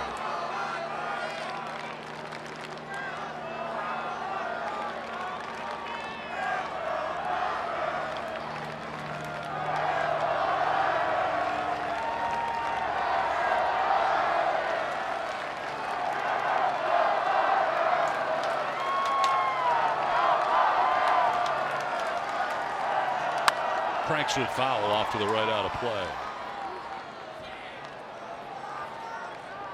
It's Taylor now. If he stays out of a double play, Corey Seager will be coming up, and he's had a big night. Okay, you see number 3 on his jersey. Who do you think of with the Dodgers? Steve Sachs. Mike Marshall, Seager, number 5. The outfielder, Mike Marshall, not the pitcher.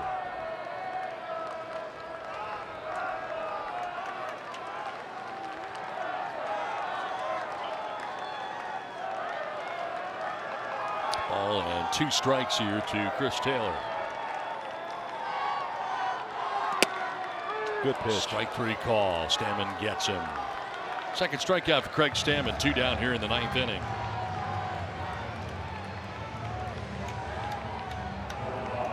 Bring up Corey Seager. Mentioned what kind of night he's had. 3-hit night with a walk, and on base 4 times, driven in a run as well.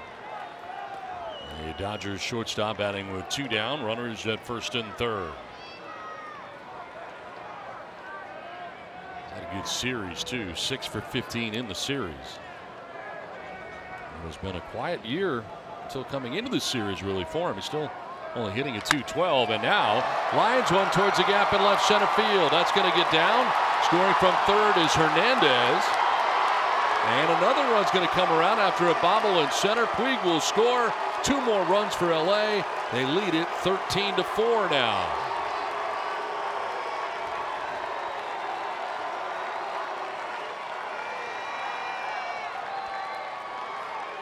Maybe an error somewhere in there in the outfield as well. It looked like Matt out in left field tried to slide to get that ball in front of him to prevent from going. Here it is right here. Up the wrist. And then backing up was Franchi, but he had to redirect.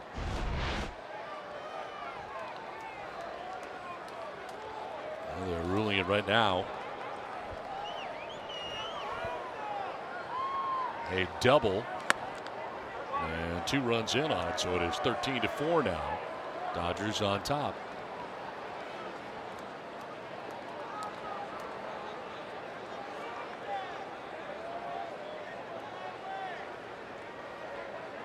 Two-hit night tonight for Yasmani Grandal. Doubled his last time up.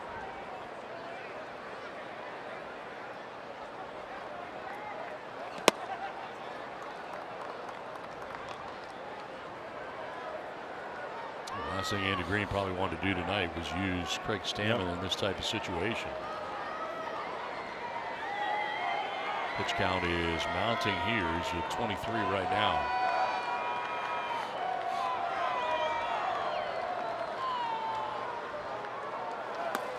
That is down and in. 2-1.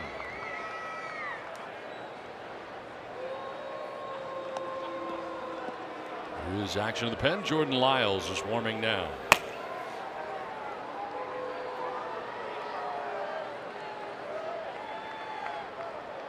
25th pitch coming up here for Stammen since coming into the game.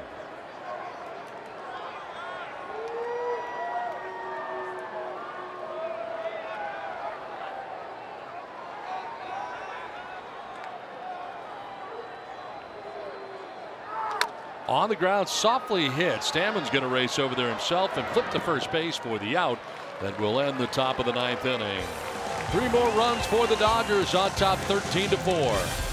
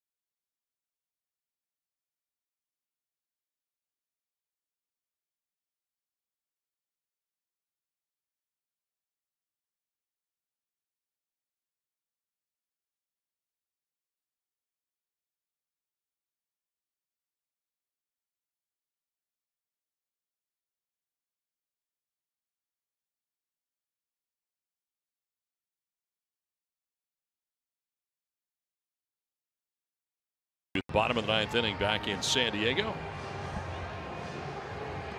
And the Padres have Perella, Cordero, and Hosmer scheduled to bat here in the bottom of the 9th inning. New pitcher into the game for the Dodgers, Wilmer Font. Well, a chance of work here for Wilmer Font, only his 6th game, high ERA. You know, the strikeouts are there. The stuff is there. So this might be an inning just to get an inning of work in. He did toss a career high 4 in the 3rd inning, so he could be used as a long man. But Dave Roberts knows in a game like this, he could have a guy get an inning of work to maybe iron some things out. Jose Perella coming up to lead it off. The kid's got a good arm, mid-90s on the fastball.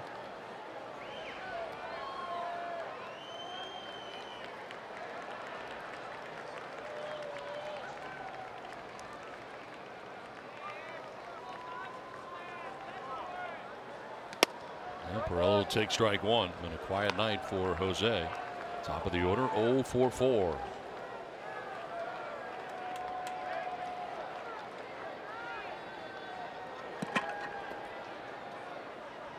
Center fielder Chris Taylor over towards right center. That's in there for strike 2. This is the type of outing for a guy like Font to just go out there and challenge hitters. I mean, go right after him.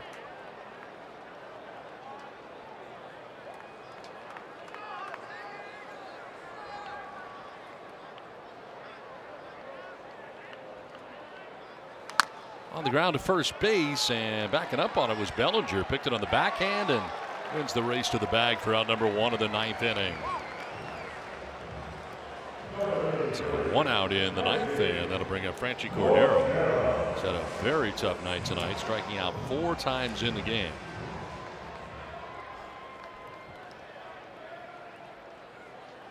When looking in the 1st, then swinging in the 3rd, 4th, and 6th innings. Here he is with 1 out in the 9th. 7 in a row retired by Dodgers pitching.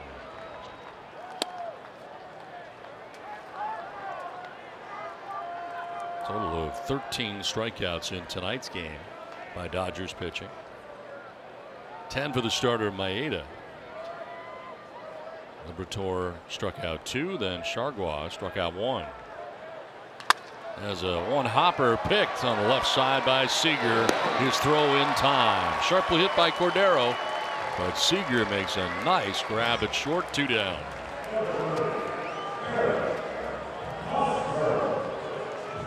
And bring up Eric Hosmer.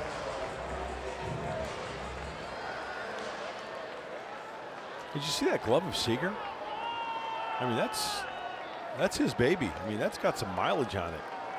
Pretty small too, huh? Yeah, it's tough to for infielders to really give up their glove. You know, they'll get it relaced and all that, but that glove has got some mileage on it.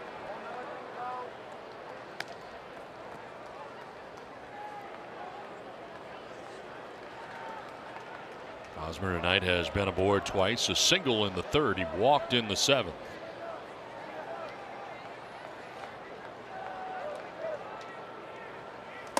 Elevates and Hosmer chases. That's a good fastball at 96.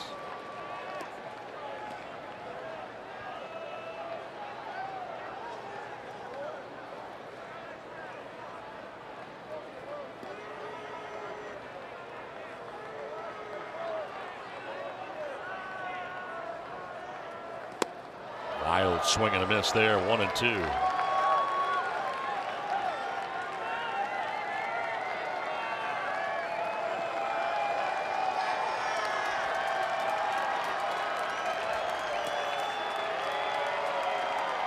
Padres down to their last strike.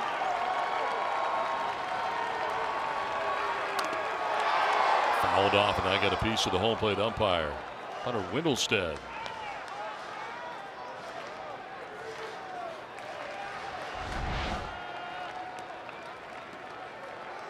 Right off the hands. Oh, that's going to hurt, yeah. Not the way he wanted to kind of end the night here.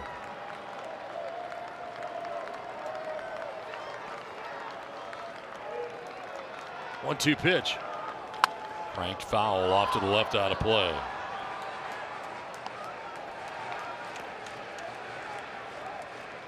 Well, it grounds out to begin the inning. Cordero grounded out, 2 down. Base is empty for Hosmer.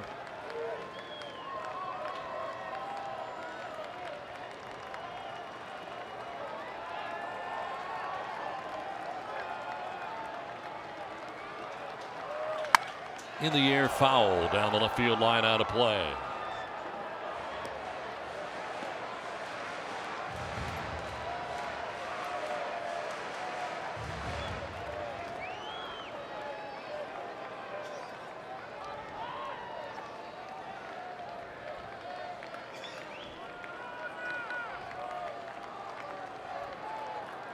One-two pitch. And it is chopped to first base. Bellinger will take it himself to the bag, and that is that. And the Dodgers come in and sweep the Padres in a 3-game series, and tonight beat them 13-4.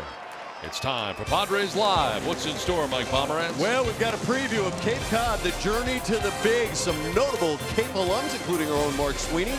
And we've got a preview of Inside San Diego Sports, profile on B.J. McPherson in a moment.